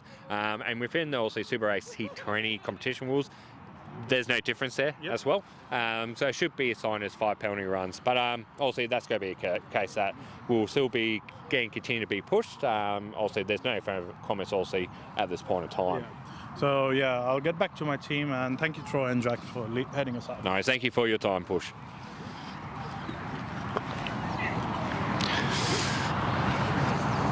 Okay, ladies and gentlemen, so we're also now set up for a really anticipating innings that's about to also present to us. Also, SR8 have done what they need to do out in the field with the ball. Also, taken 5 wickets against Burnley fans. Again, I still haven't received a score update yet, official score update yet. So we're looking at least, hopefully around probably 115. Looks like that will be the chase for SR8 here today, ladies and gentlemen. So also will be a big bowling effort by bowling fans to come out in the field. But again, I think early on, wickets will be very vital. Wouldn't that be correct, Jack? Exactly. And again, they got the conditions for this. Got the cloud cover, got the wind blowing, and these bowlers have they bowled so well through the season. If they can just keep that up, then they'll definitely be in with a chance. Yeah, absolutely. I think to give also our spectators and viewers probably really good insight. Me and Jack, we're now also walking out to the middle of the ground. Right here, right now, also just touching the grass in the outfield. Slightly a bit dewy, but not wet. So also the ground itself has taken a lot of the rain up. So this ball will run. I think it will run a bit quicker than it did in the previous innings. So that will be also, I guess, a bit of a benefit there for SR8 if they're going to be playing along the ground shots. Also, the feedback from Haroon, also when we interviewed him before, the inconsistent bounce in the pitch that also Haroon was claiming. So just making our way out to the middle now, having a bit more of an inspection of the pitch. So again, it does look like it is drying up. Bit of moisture in the ground, but not too wet. Bit of moisture. Again, we've had a couple of games where it's been conditions very similar to this, where there has been a bit of moisture, it's been drying up, it's not full wet, but it's not dry either, where the pitch can be a bit crazy towards the batsman, where you might have the ball in it in similar areas on the pitch, but the bounce is being very inconsistent, which is making things a lot tougher for the batsman. Yeah, and that just makes the wicket very unpredictable, and just makes it even harder for batting. But I think that definitely falls in the bowler's favour, because with the ball doing everything, the batsmen are not going to know how to get it away properly, especially if the bowlers bowl so tight, as they've been doing so all season. This will be a very good challenging contest. But again, if the bowlers want to make the most of this, if the wickets deviating, going up and down as it is, if they're not bowling in the right areas, and the ball can just spray in all directions. So I mean, it makes you think of what it's like bowling on an English wicket.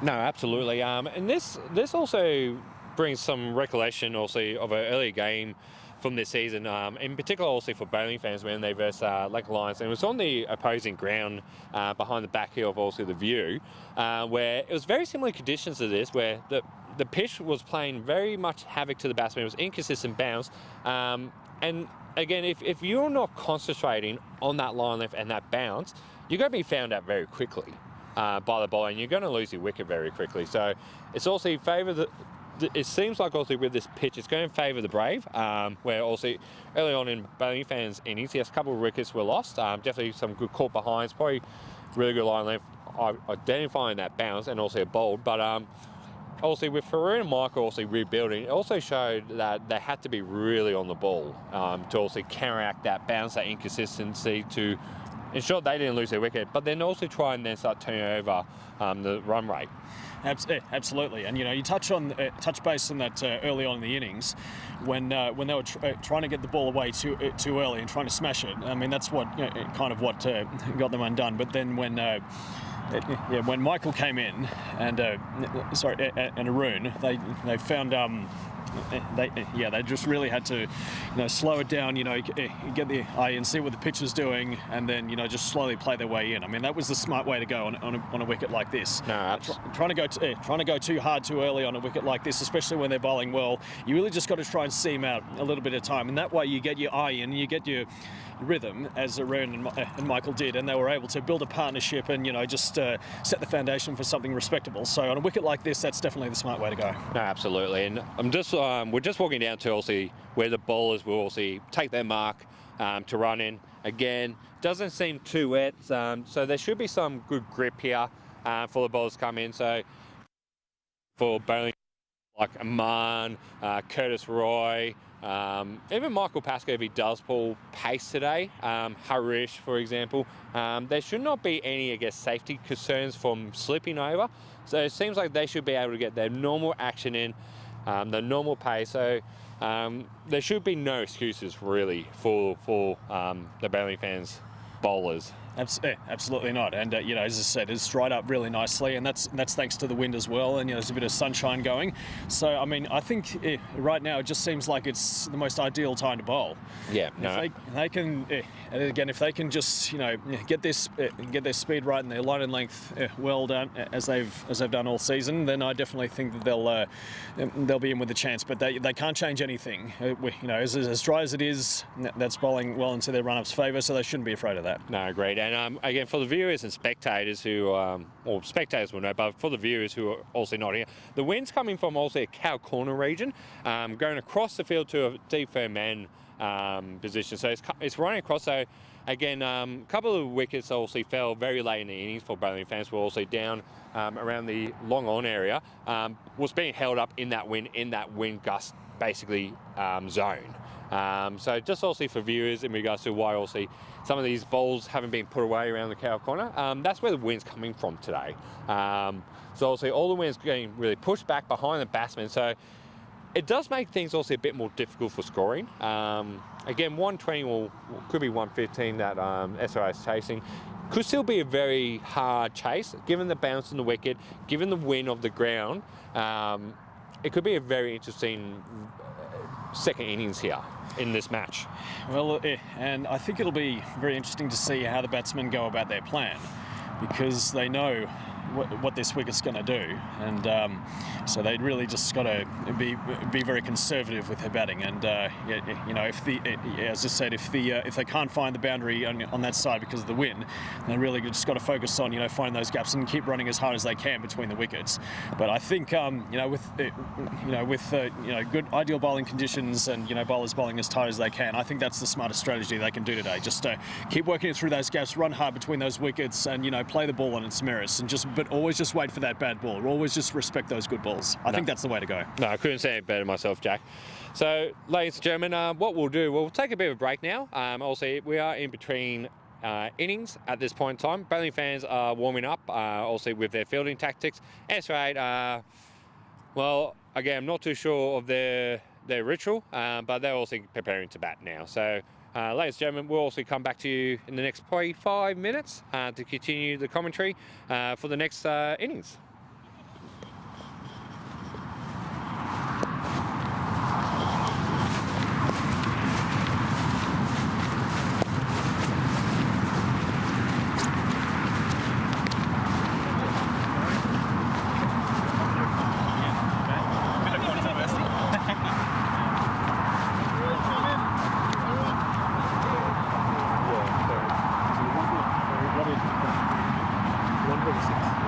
Including the bonus 5, because I told both captains I'll just reverse the shafts, and what he says, and they both agreed.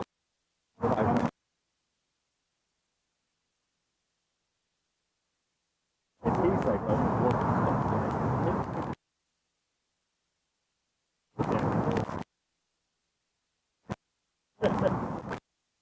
Pushka, like, I mean, when I looked up, I could see that it had hit it, but I thought that it's only for, the helmet or like the bowler's hat or jacket, but it's anything, if it's obstructing the field of flare, correct? Okay. It's any foreign object that's obstructing the field of flare. Yeah. That's like the word. Yeah.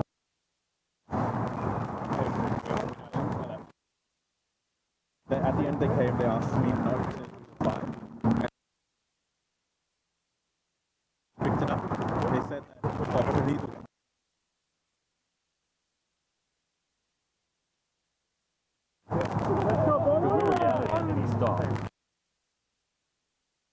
We didn't say anything. He was going to go for it. He will go for it. Stop it. It just went past. Nope. Yeah.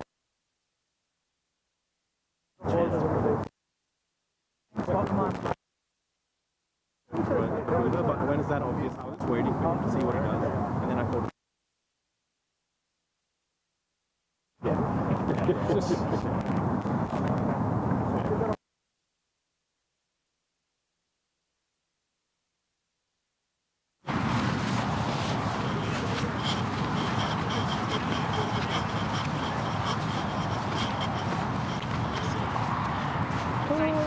we can sit down.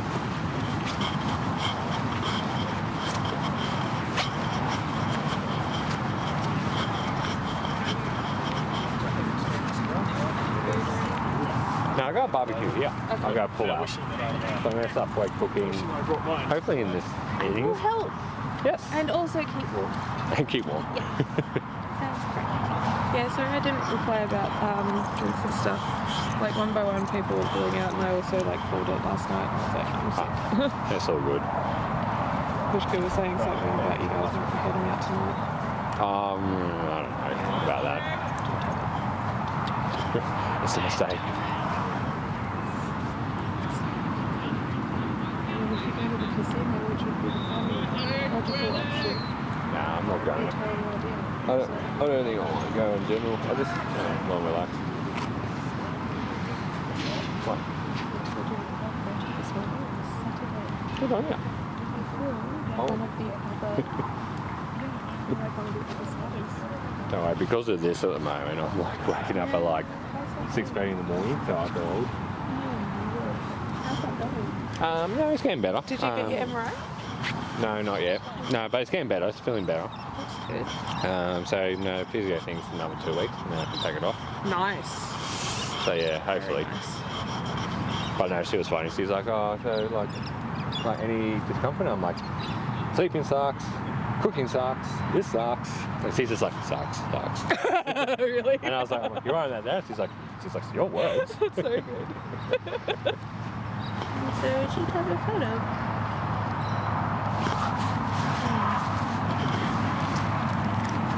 I'm gonna take a seat.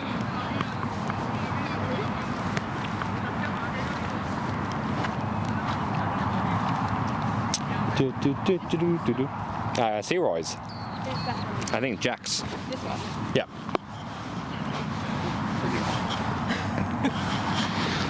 All right. Still good morning, ladies and gentlemen. I don't know what Curtis is talking about, ladies and gentlemen. What are you talking about? What? Do you want me to do what? I don't know. Is your name? Yeah. What do you want me to do? He wants you to be on the microphone.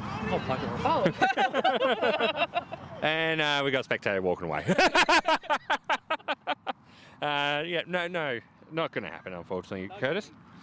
All right, ladies and gentlemen, we are going to kickstart the resumption of the semi-final between Burnley fans versus SR8 with Aman Raka to begin the bowling to SR8. And that's a very good short ball. The umpire has signalled the one for the over. He has signalled the one for the over, so no sundries. SR8 still not off the mark, but also a short one for the over, with Aman to continue to bowl.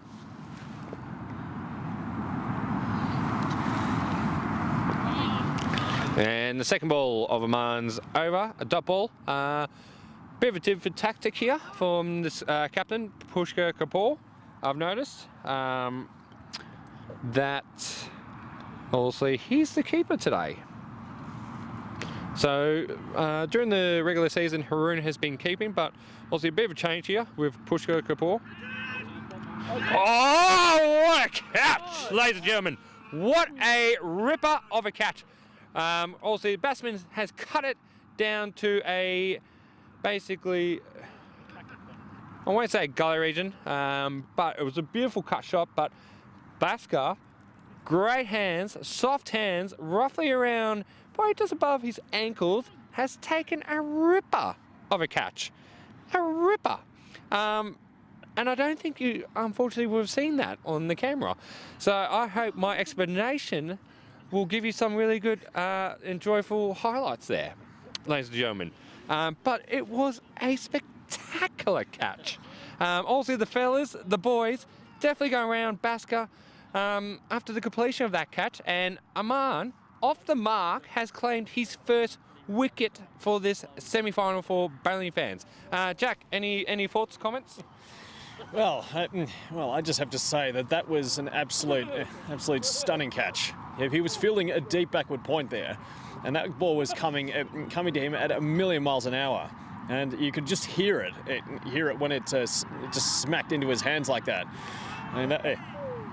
That is never easy to grab, but he just did so well to pick that up. So that was a brilliant catch. In the first over.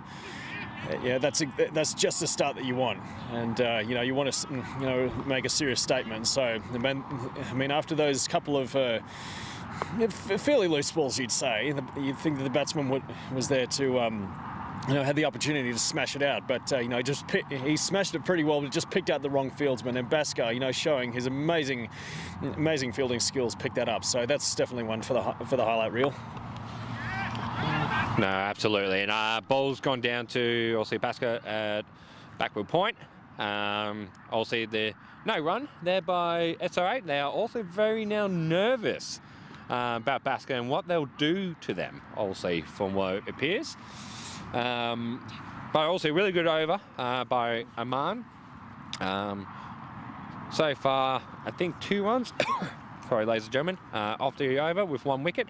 But again, like we were stating also during the break, very vital to get some early wickets here. Why it's been called to additional 2 runs to SR8 here by obviously Burnley fans. So obviously ending it over, I'm making a speculation, not a fact. I think it's 1 for 4. Sounds about right to me. But that is a brilliant start by the Burnley fans, and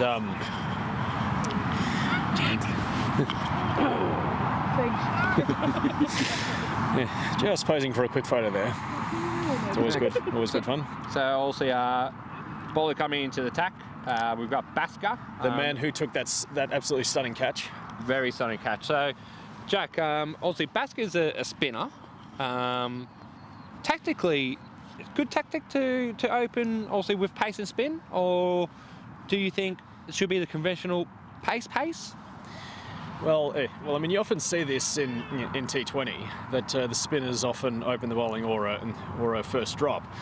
I think it probably tempts them just to try and smash the ball, and you know, the batsmen know that they've got a bit of a task on hand. You know, it's not such a big total, but these are very good bowling conditions, and you know, by bringing on the spinner, it might just tempt them to try and smash it early, and you know, because they haven't quite got their eye in yet.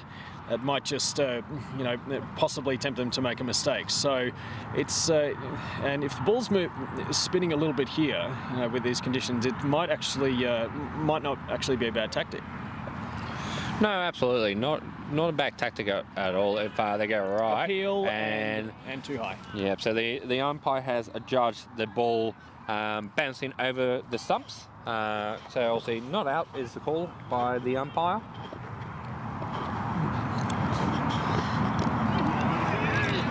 Yeah. Oh, very well bowled, and that's yeah. It's got the batsman, you know, a little bit of you know, second guessing the delivery there. So, and you know, Basker's certainly a good bowler once he puts it in the good areas. I've even faced it myself. That's a little bit wide, and that's cutting, and you know, oh, and Bo is right onto that ball. So that's. You know, don't mess with him because he's a very good fielder. Yeah, no, absolutely. So I'll see a couple more comments. Has also streamlined in, not on the official, I'll see page where we're also broadcasting this match. Lovely shot there. That's a bit shorter and wider there. That was just kind of waiting for the batsman to get away, and they're just slowing down as if they're thinking it's going to reach the boundary, but again, the outfield's just too slow. No, absolutely, and I think any of these 50-50 calls for boundaries, I think unfortunately Burnley fans might pay the same respect like SR8 did in their ball innings back to the opposition.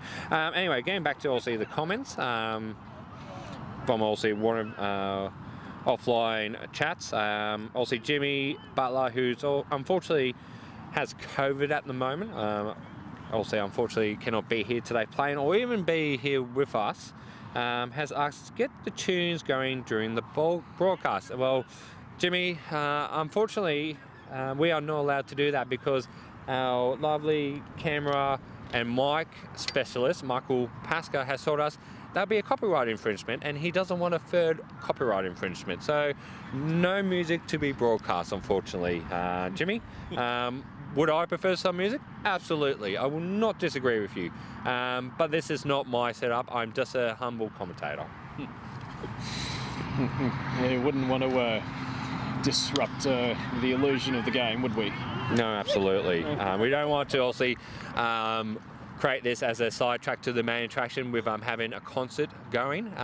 This is the concert. This is the main attraction, ladies and gentlemen. We also want you to enjoy not just the cricket, but to also hopefully get some enjoyment from the commentary here. Nice short ball there. That certainly softens the batsman up, so that'll you know, keep him guessing. And now with his speed and his height, he can certainly looks like he can bowl a pretty effective bouncer there. No, absolutely, very effective bouncer there. Aman is Yeah, sometimes I've heard nicknames around Aman. I heard, again, Aman, also the very first one, but I heard the Destroyer, the Demon. Obviously, a lot of people get very nervous when they face Aman. It could be because of obviously the pace he generates, the bounce he also conducts, or you can just get hurt by him if you're not obviously concentrated or knowing what you need to do to play against him. So obviously, Aman is a very, again, big statue of a man when he's also coming into the ball. You want to make sure you're definitely on your guard.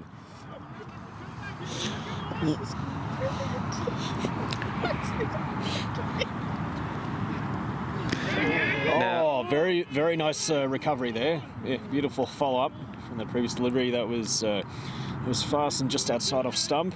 Certainly how the batsman playing, so got him on the back foot there. But that previous shot for 4 was a beautiful shot. I lofted that one nicely, so take plenty of confidence for that. But anyway, here we go for the next delivery. It's again, beautifully clipped away. Very nicely judged by the batsman, also glancing it down to fine leg for Harish also to come around and field. Easy 2 runs there, if I could say simply, or even as bad as that, it's very easy 2 runs. Yes, and they'll certainly need to take advantage of every little run here, considering how well these guys bowl and the very good bowling conditions. Yeah. So none of this strolling between wickets. No, that's absolutely unacceptable. Oh, that's too short. And did he get bat on that or not? Well, it seems like from Aman's reaction, there was definitely some bat on it because he was jumping up in the air, doing the well, I can't say the organisation's name, but what a feeling. But unfortunately, Pushkar did not keep a hold of that. So definitely wasn't a good feeling there. Now, ladies and gentlemen, if you're hearing some laughter in the background, I'm not too sure why this is occurring at this point in time. Yes, one spectator says it's a very serious match. Couldn't be more spot on. Absolutely very serious match. Your thoughts, Jack? Yeah.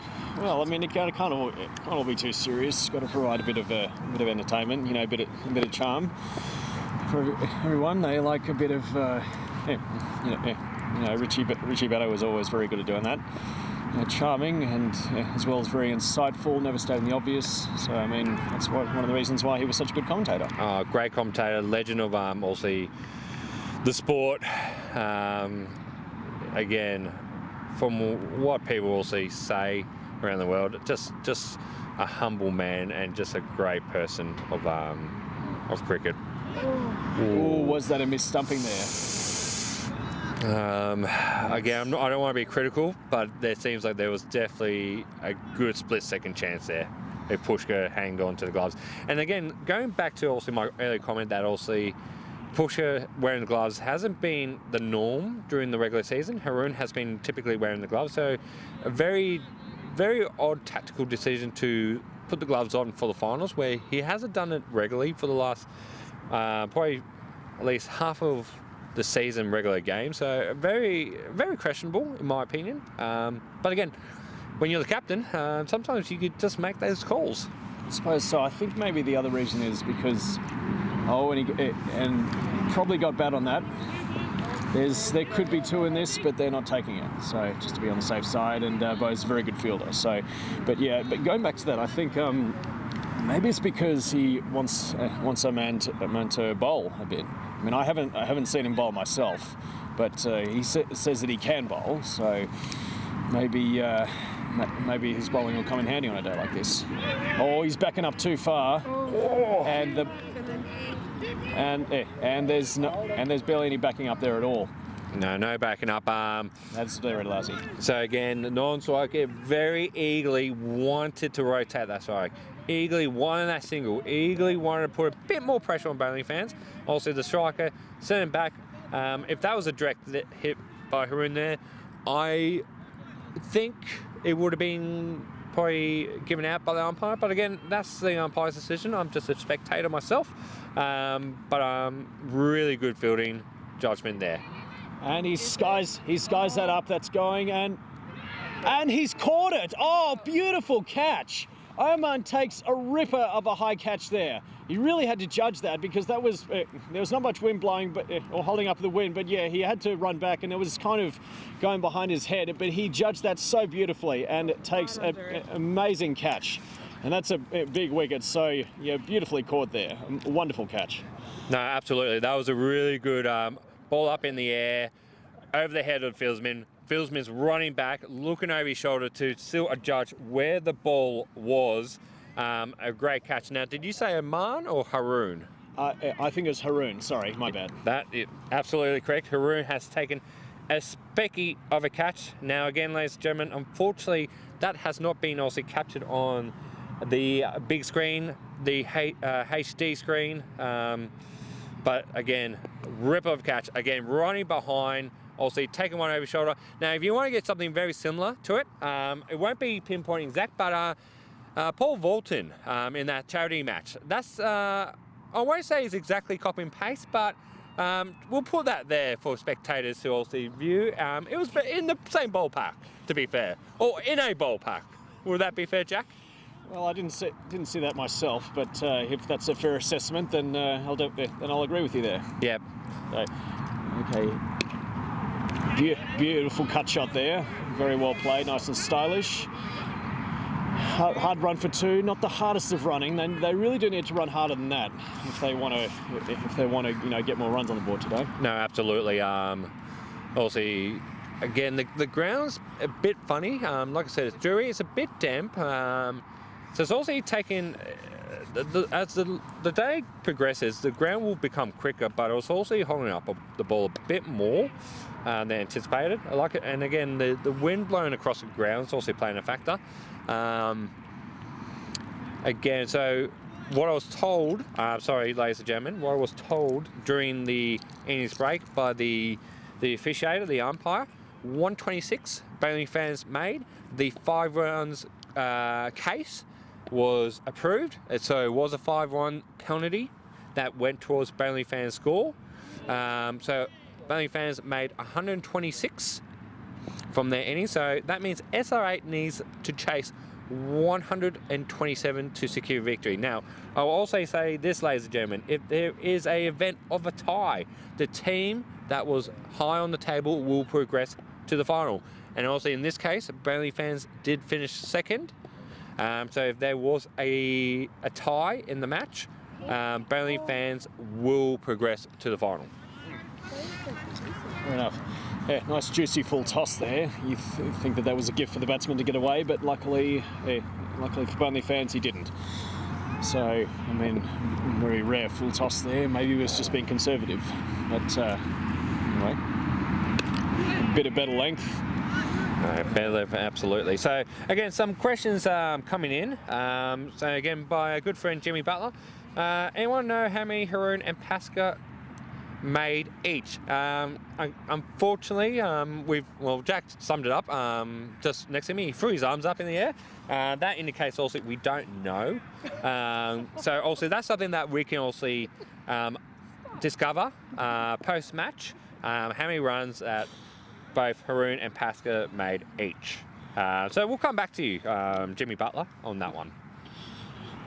And cloud cover's just starting to come in and out through the day, as it has, and so is the breeze.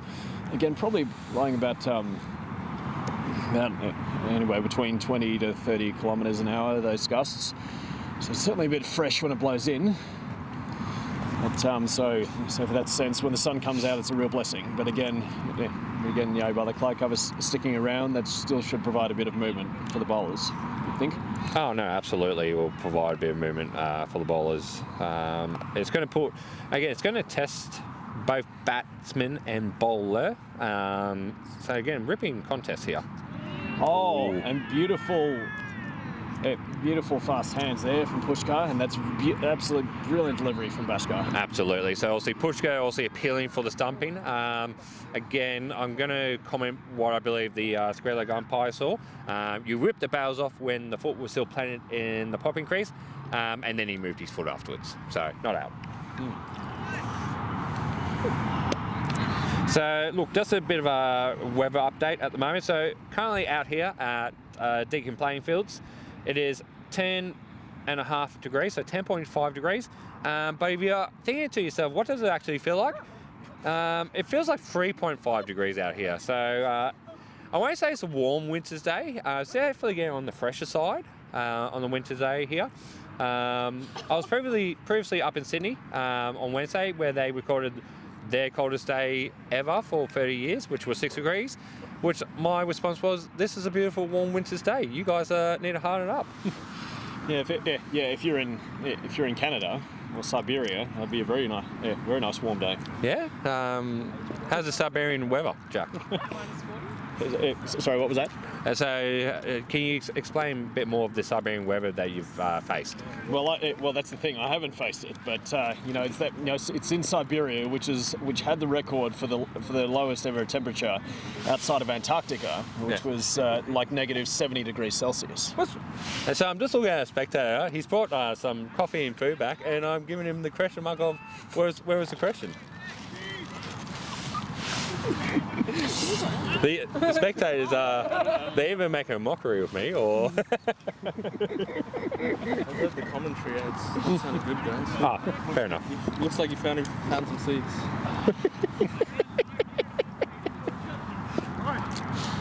Thank you for the feedback. Thank you. What you got there? Scallops? Yeah, I don't know. Those were scallops. So ended that very useful over there, and here comes Curtis Roy, who's one of the. Here comes Curtis Roy, who's been one of the fastest and most consistent bowlers for Burnley fans throughout the season. No, absolutely. So also a good change of bowling.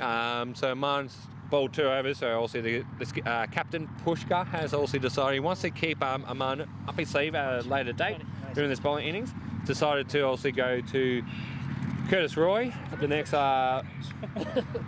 pace bowler to come in. Curtis is a very passionate bowler.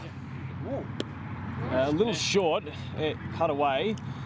Then Bo's there. They want 2, but he's too quick for them, so that's very good fielding. Yeah, so again, Bo also very quick to react, quick fielding. They were looking for a second, or at least one of the partners was looking for a second, but definitely not on. Bo also quick fielding, quick throwing, really also adapted. So, thank you, sir. Second ball from Curtis now. Come sit.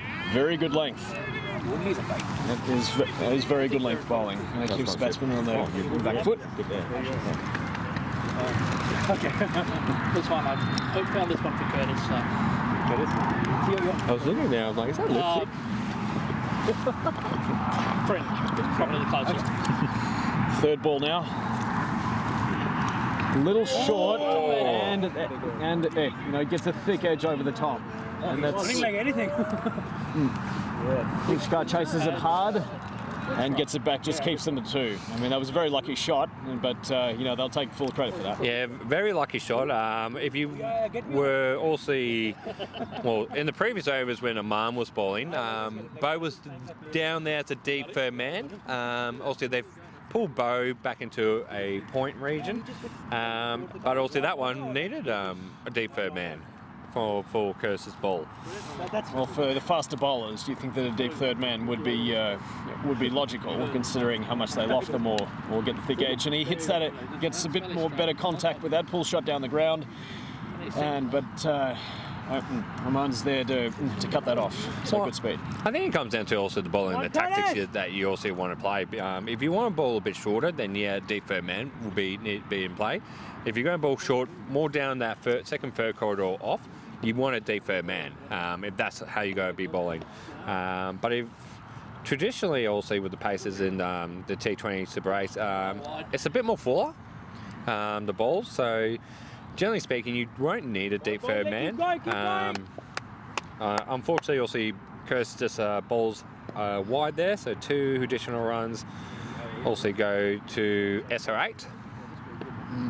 I would personally, in a short format like this, I wouldn't try to bowl short, unless you've got enough speed and you can bowl a fairly decent bounce to intimidate the batsman. Because often if you're not fast enough, it's not going to get up, and it's just going to be right in their hitting zone just to smash a cutter or pull, and that's where they'll score the majority of their runs. So you'd rather not bowl too many short in this format. No, 100% agreed. Again, it's not a long format of cricket to bowl short and play a bit of those tactics. And on the other note, you also have, excluding the keeper and the bowler, you only have 6 players in the field. So you've got to be very smart and very tactical with your bowling approach to also, one, get the wickets, and then two, to also limit the runs as well.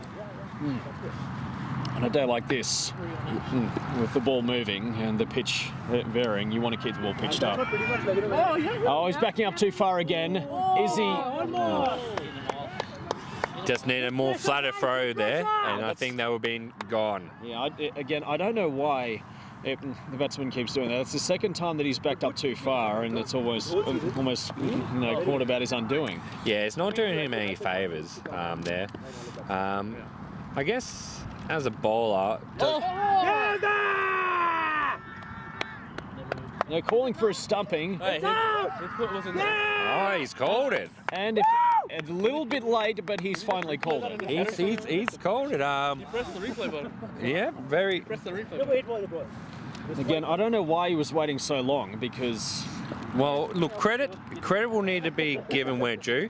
The square leg umpire has thought about it, was judging it, and has, in their opinion, adjudged that the striker facing batsman was out of his crease and the stumping was clearly done. So very, very, look, again, not an easy decision, because also the square leg umpire is also your teammate. It can be very much a very hard call to do on your fellow friend and colleague, but also the square leg umpire has adjudgedly called that as a stumping. Also great for bowling fans. Really good stuff there by Basker. So Basker also gets the second wicket of the SR8 innings. Pushkar Kapoor also showing that, yes, it was a correct decision for him to wear the gloves today by getting stumping. Fantastic stuff. He's a very handy keeper once he gets onto it. Yeah. Once he puts his mind to it. I mean, he's certainly kept for us a lot last year. I mean, the past few years. I mean, mainly he has been the primary wicket keeper, and he has done a very good job. So come finals time, he feels that it's right to get the gloves back on again, and so far he seems to be doing a pretty good job. No, absolutely.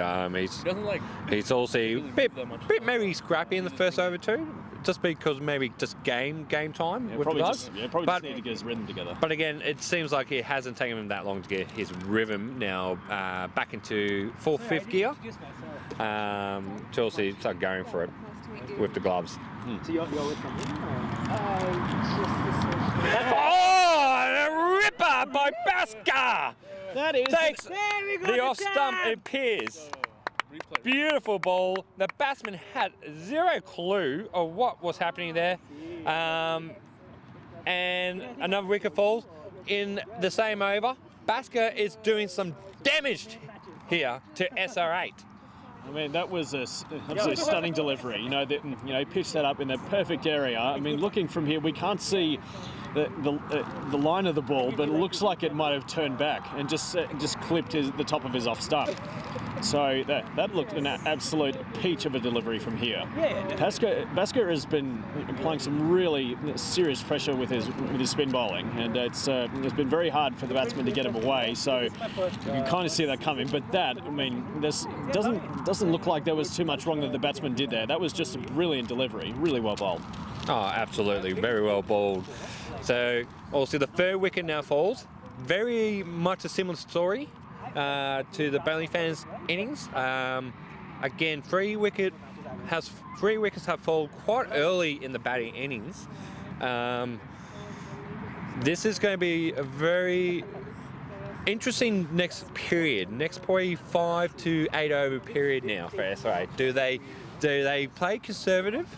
Do they still try to play with intent? If another wicket falls, what does the mind frame then happen to SR8? Well, I think basically if another wicket falls, it's all for nothing, because they're 4 wickets down here. They're under serious pressure, and just trying to conserve and ease their way in is not going to be that simple, because they really need to up the run rate here. So it's all. Oh, that's gone! LBW! Basker strikes! 3 wickets for the over, ladies and gentlemen. 3 spectacular peach of a deliveries for the over, ladies and gentlemen. The batsman is stunned. He's wondering, how does he get off this ground? Where does he need to go? But Basker has struck. He has done some damage here. The 4th wicket falls. SR8, in my opinion, in some trouble. Yes, definitely. Well, 5 wickets down this early. Oh, 5 wickets? With such incredibly tight bowling there from Basker. I mean, he's just making mincemeat of this batting lineup right now. Is it 5 wickets? I'm pretty sure I've seen 4. I think it's 5. All right, we're going to have to throw this out to the chat. Has it been 5 wickets fallen or 4? The first wicket, I think I can recall. The first wicket was that catch at deep point.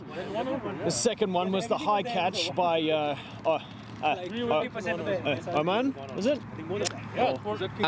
Basker took the first wicket. I can't recall. Oh yeah, Haroon. Haroon took that high catch. So yes, apologies. You are definitely correct. I will concede now. 5 wickets is down, and I'm happy to concede on that. Guides that nicely. This is a risky run. Oh! What's up? No. Oh. Apologies, ladies and gentlemen, with the screaming. That was a fantastic throw by Mr. Gleeson to Pushkar. And Bo's signalling to me that it was a bee's stinger away. Ladies and gentlemen, a bee's stinger away from a run out. So, yes, 5 wickets down, SR8 are in trouble, it seems. 120, and again, I'm not too sure what the score is at the moment. I think maybe roughly around 30 to 40 runs, just from my observation of the innings so far. So it seems like a big mountain to climb now. I knew, because I always knew that this would be very good bowling conditions, and with how tight they're bowling and fielding, this is going to be very tough for SR8 to get back into. Well, again, going back to also when we went to the pitch during the innings break and inspecting, and also just the feedback also from the Burnley fan batsman, it was definitely. Ooh, it definitely seemed like inconsistent bounce, and again, it's one of those things when you're bowling first and you've also restricted the team to 120, and the batting teams come off ground and they've gone, there's some uneven bounce there. Well, guess what? That's a bit of an advantage to the batsman team, because they've faced it. They know what's also the conditions are like. The bowlers haven't faced it, so they've bowled in it, but they truly don't understand or respect the pitch and what it's going to do. So this is where it is a bit of an edge to Burnley fans, because they've batted on it. They know what it's going to do. Where SR8, they're just discovering this now, holding the bat. Yeah, very good opinion. You can't. And that's another wicket fall. That is the 6th wicket gone, beautifully caught by Michael Pasqualoni. And no breaking sweat was commented by a spectator here at the ground. Pasca takes a beautiful catch, bowled by Curtis Roy, 6th wicket down. Jack, what's going on? What is going on is that Burnley fans are applying some serious pressure. They're bowling it really tight and they're fielding so well. You know, basically they put on the pressure from the very first over. You know, they got that from when they got that wicket in the first over. You knew that there was going to be some serious pressure on SR8 to score. And the fact they've been bowling so tight, getting those good areas, making the most of the conditions, they're just really going for it. So this is absolutely brilliant from the Burnley fans. Look, absolutely. I think it might be a good time to come back in with some comments on also the streamline. So Vikraf Nayak, Dashing Duro, Troy and Jack, absolutely amazing commentary. thank you for your kind comments. It can be very much debatable, questionable, but look, we really appreciate the kind words. The score, we don't know exactly. We think SR8 is roughly around the 40 run mark. We're making a presumption here. How many wickets down? Well, we keep saying it. It's now 6 wickets down. Ollie Vincent, I don't want to hear any more about sundry heavy, illegitimate half centuries, Jack. Okay, fair call, Ollie. Cameron versus Singh, don't worry guys, it's looking like a bowler's game out there. Well, this is what's happened during this bowling innings. And Ollie Vincent, this is brilliant. I could not say those words better myself. This is brilliant cricket at the moment. Yep, absolutely, man. You know, with all those numbers that you know you keep forgetting about. I can just say, I figured you'd have trouble with math. No, you have to figure something. It appears that way. Or I'm also a bit of a goldfish. I have a short-term memory loss of a wicket. But thank you to Jack for explaining each wicket as it came to me. That I conceded 6 wickets, 1 more wicket required from bowling fans to also dismiss SR8 and to clinch this semi-final and to progress to a final. And ladies and gentlemen, unfortunately for you, to hear me and Jackie Tier to commentate later this afternoon. Yeah, I think, yeah, I'm pretty sure. Oh, there's an appeal for LBW. There's the big opinion. And no, not out. Not out. I reckon that he might have got bat on that. I do not disagree. It seemed like there was a bit. It sounded like a bat noise first. I certainly heard something, Woody. Whether that was pat a bat first, I'm not sure. But anyway, the decision's made. So obviously, Aman's continuing to bowl. So Pushkar has decided that he wants to go in and finish this off to reserve the energy for the final. It's not a bad tactic, actually, and that's very good tight bowling. I mean, that was very well kept out, a beautiful Yorker there. And I mean, he's been bowling so well. He's got the bounce, he's got the speed, the line and length. And you know, he got that wicket in the first over, so that was definitely making a statement. No, absolutely. Again, like when we went on to the middle and also looked at the bowling run up, we didn't think this will alter Aman's bowling run up ability. His pace, it seemed like Aman would also very much thrive with his bowling today. And thrive he has. Only I think one game was like they just love these conditions. But everything else is very I think and again, I think he's just batsman looks like he's just being a bit tentative, you know, just trying to ease that away. That's not going to be enough. Well, this is the thing, Jack. Like again, and I'll ask you the question. Like 1 wicket left. Like if you're SR8, either batsman, 1 wicket left. You're basically not even hit the 10 over mark yet. Let's just say you still need 80 runs.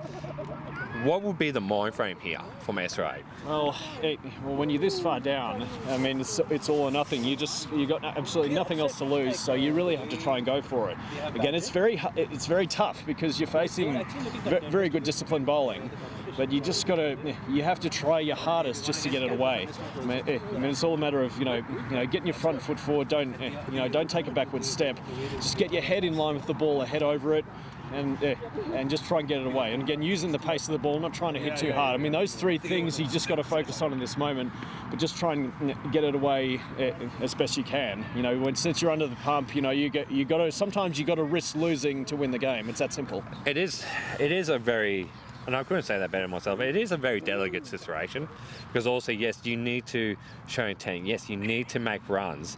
But then you also need to be smart and conservative because you know one more mistake, that's it. It's game over.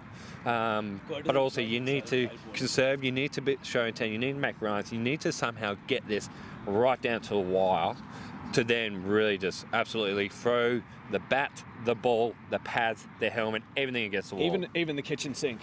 Yeah. Unfortunately, we don't have a kitchen sink here today. It's a pro. And the thing you don't want to throw is the game. Correct. The last thing you don't want to throw is the game.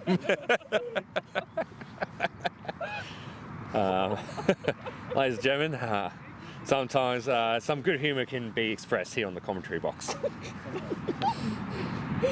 And that's desperate. That's going to Michael. He's under it. And that is out. It is, ladies and gentlemen, game, set, and match to bowling fans. And that means we have our first team advancing to this afternoon's final. It is Burnley fans. Yeah! So obviously we're making our way out to the middle here. Himanshu, obviously captain of Nova. Thanks for having me. Thank you for coming down, spectating, and also being part of this great environment. What was your view on today's match? Today's match, I think I always knew that Burnley fans had a very strong bowling lineup. Batting wise also they're pretty good. It's just that bowling is something which I was really impressed with. As usual, Bhaskar, he just breaks when it comes to the crucial partnerships and stuff, and he was really he turned the match in that 1 over. And I personally think I think fielding wise as well, that creates the pressure, added pressure for the other team when you have good fielding, and especially in this winter, in this cold weather. So the fielding actually stepped up. The bowling was there up to the mark, and I think that was the game. I mean that's I think pretty much what exactly what you want from your team to contribute. No, absolutely. Couldn't say it myself. Better myself again. The fielding was really spectacular. The fielding was really on point. That 1 over from Bhaskar really, I won't say it took the game away, but it was a big turning point. It was a massive, brilliant keeping as well to SR8's batting innings, which I guess if the game was poised at that stage, at the beginning of the over, by the end of the over, the game was basically in a checkmate position for Burnley fans. Absolutely. I mean, and I would also like to mention that keeping, from Pushkar as well. The stumping and, the way he was aware most of the times and trying to, set the field up. Everybody from the team, in fact, they all contributed. Using the bowlers pretty well was, I personally feel that whenever it's a close encounter, whenever it's at 120, 130 runs to defend, the first few overs, the batsman team always think that it's going to be we have to play safe. The first few overs, let's have a 5 or 6 runs in an over. And I think that's what puts in an extra sort of pressure in their mind, because they have a set plan, to start with. And that actually gives that extra, advantage to the other team, that they know that the team's going to be playing safe in the in the beginning, so they can add that extra required run rate for the team who's batting second in these close encounters. And I think that was it. I think I was exactly expecting the same, that they will start slow, and eventually they will be they would have that extra pressure of scoring extra runs towards the second half of the innings. But yeah, I think that's what Burnley fans pounced, on that particular opportunity where the SR8 team was thinking of starting a bit slower in the beginning, and I think that exactly they seized the opportunity, and they started bowling good lines. The fielders contributed. The captain was setting up the field well, and of course every bowler, whoever had had the chance to bowl, they all sort of played like winners. And that's how, when the team, they qualify for the qualifiers, and then they play with such a big heart, and to defend such a low score with such, like a tiger heart, I would say, or lion heart, I would say. I think they really deserve even to win the finals. I personally, win so. So they are clear favourites for me for the finals. Yeah, summed it up perfectly there, Himanshu. Just the extra pressure they were flying, the fine good line of length bowling, the fielding, and utilising the best of the conditions. I mean, that was just absolutely pretty much flawless performance, really. Absolutely. It just reminds me of the day one of the Boxing Day Ashes Test of 2010 when they bowled Australia out for 98, right. Or at Trent Bridge in 2015 when they bowled Australia out for 60. Perfect bowling conditions. Absolutely flawless line and length, and it's it's very much of that vibe today. So they showed all their class today, and that's very positive steps leading into the final. Excellent. So we've been very fortunate. The official umpire for today's match it's joined us to also share the scores of also both Burnley fans and SR8 of this incredible semi-final match, which I'll now hand over to the official umpire. Oh, okay, thanks Troy. So batting first, Burnley fans got off to a rocky start, 3 for 24 in the first 4 overs, and they recovered well, but it was hard. to get the ball away on this pitch, which both teams sided, because it was skidding on, and they also had some annoying slow bowlers as well. But yeah, Haroon got 48 off 42, which involved a controversial 5-run call because it hit the jacket of a fielder that was on the ground. But Jas called it a 5, so both captains settled. Pasca got 43 off 50, trying to play an ankle roll. But next game, which will be either against Thunderstorms or what's the other team? Thunderstorms? Thunderstorms or Lanka Lions. Oh, Lanka Lions. Yeah, they're gonna have to. They're gonna need contribution from Haroon, Pushkar, and Pasca. So no more experiment. Oh, and Aman too. Yeah. Then we'll move on to the bowling. Bowling was all Pasca. 4 overs, 4 for 11. Aman 4 overs, 1 for 14. Curtis Roy 3.4 overs, 2 for 12. So all in all, SR8 were bowled out for 37. It all started when their skipper opened himself up, absolutely smashed the guts out of the ball, and it went straight into the breadbasket of Pasca. It was looking like it was going to go for 4, but that catch really set the tone. So yeah, good luck to Bonely fans in the grand final.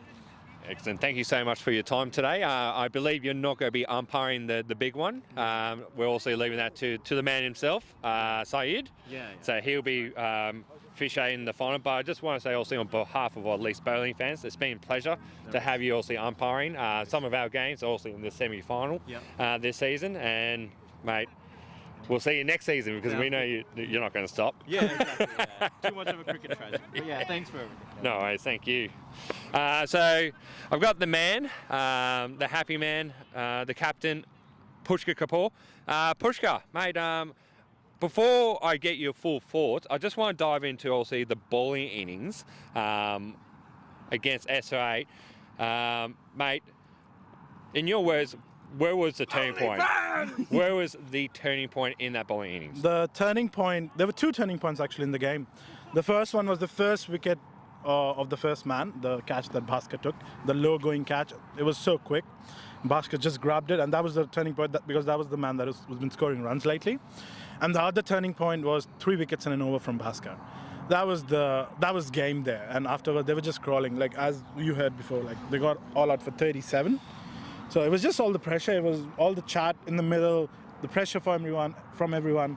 It was just beautiful out there, and it was a team win. And let's win the final as well. No, excellent. No, and I could sum up probably about myself also. The very first wicket was, and again, if you do get an opportunity to listen to the game after today, also the commentary team and also the spectators went off really on that catch. It was an unbelievable catch that we all witnessed there. Even Haroon's catch over the shoulder. Yeah. I also referenced to spectators go watch Paul Walton from that charity game of how he caught his over the shoulder. Not exactly the same, but as close from a spirit perspective. But yeah, also the 3 wickets by Bhaskar in that 1 over. If the game was poised, it completely hooked into your favour. Yeah. I guess my question to you, definitely, and it's just one question in regards to the 3 wickets in that over, was it stumping?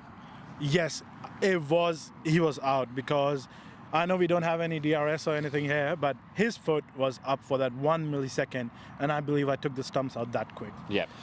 We did say also on the sideline, we also commended the square leg umpire. It's also not an easy thing where you're also next in the combat, you're now judging your fellow friend to be either out or not out, stumped. And also he did take a fair while. He took his time, but he also adjusted out ultimately. So very good fair play, really good spirit of game also from him. Even though in this format you can't also nominate to the opposition a spirit of cricket. Yeah. Probably fair to say, really good fair spirit of cricket. Yeah, it was like, I would say that it was, he would have seen that it was out. But he gave out because of the appeal that we did. Like the way we all shouted and just got on him, he was like, yeah, that's out. But yeah, we still have 1 more game to go. That's the main one. And it just feels like we were here last year as well in the final, and it just feels like yesterday we were here. So we will probably be playing the team that wins out there. It's either going to be Thunderstorm and Lions. What I've heard of is going to be Thunderstorm again. And it's going to be a repeat of the finals last year. So you've also heard a bit of an update from the other semi-final that's also still currently taking place, also behind us here. That it looks like Thunderstorm is in control there to get to the final. Is there any preference who you want to verse? No. Or it's just whoever wins that game, you basically reset, restart. New game, new approach. Yeah, it's just like we're gonna go again as we went in this game, and it's been a wonderful season. Like everyone has played their part, like from bowling to batting. As again, we had a top order collapse today, but Haroon and Pascal got us the runs today. So it doesn't matter who we face. It's just we're gonna give it all, and whatever happens in the final, we will be happy today. But yeah, we obviously want to get the trophy home and get the tattoo again. Tattoo again for some. Tattoo for some who need the tattoo. And before you also comment any further, do you think there's an advantage also being able to really finish up the semi-final very quickly? And look, I guess for SR8, very probably disappointing for them to get all out for 37 runs, not even getting past the 10th over. So also commemorations towards them. But also for you, you've finished up the semi-final quicker. That means you've got a bit more time now to also recharge, whilst whoever is going to win that other semi-final is still playing and also going to exhaust a bit more energy. Do you think that's going to be a bit more of an advantage for also your side going into the final? Yeah, it could be, but also like we have played like 40 overs game and we just bowl the whole of 45 overs game and then come into bat quickly. So I don't think it doesn't matter for us. I don't know about them if they are used to playing that kind of game, but we are used to playing that in summer. So, but yeah, we will be a bit rested, well fed and good to go in the finals. No, excellent. No, and I guess just probably wrapping up, also looking ahead of the final, the ground. You feel like, I guess two questions. One, do you feel like you have now a bit of advantage of the pitch, how the ground's going to play for the final compared to your opposition, whoever will be? And two, do you think the ground will improve in the afternoon, or do you think it's going to roughly stay the same? I was a bit surprised when I came in the morning that the field was actually very dry, not at all dewy. The pitch was a bit wet and the ball was skidding.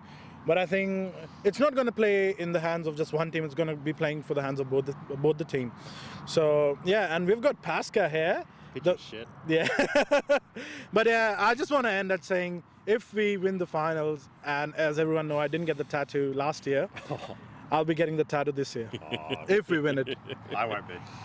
Pascal's 50-50. He said we need to get written consent from his wife. I'll get the water-soluble tattoo. All right, ladies and gentlemen, you heard it here. Also a very good victory by Burnley fans. It ended up being roughly a A+ runs victory, which has obviously boded well for Burnley fans heading to the final, where they get a bit more of a break time to recharge. So that's all from us from this point in time until 12:30 or 1 p.m. I thank you for also tuning in live wherever you are in Canberra or Australia or around the world, and we'll also see you shortly. You get the barbecue out. Yeah.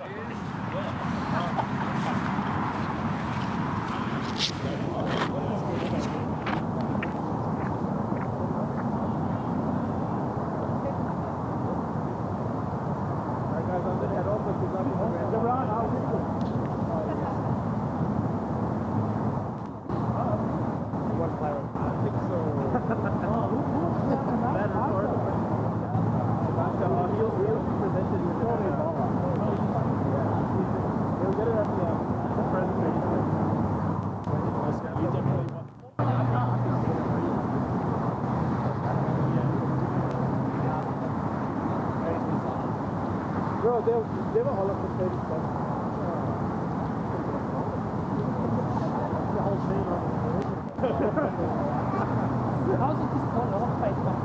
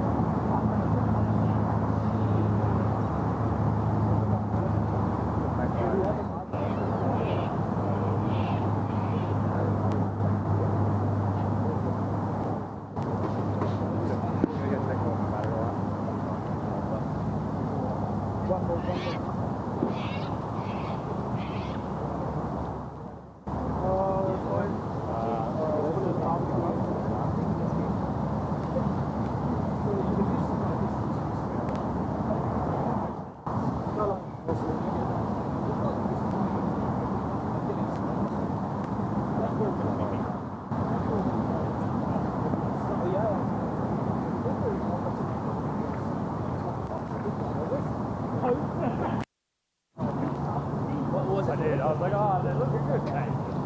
I'm going to stop saying it.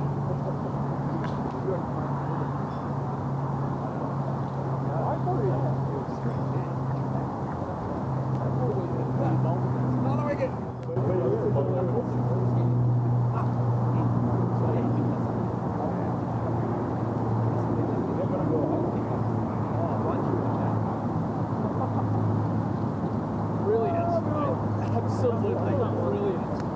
Yeah. Mate, that was like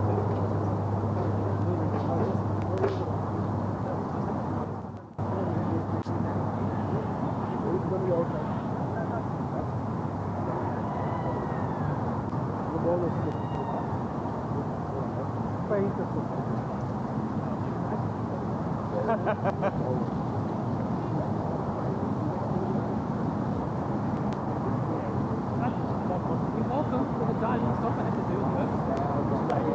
I keep bowling and someone threw it, overthrow and I had to run and dive.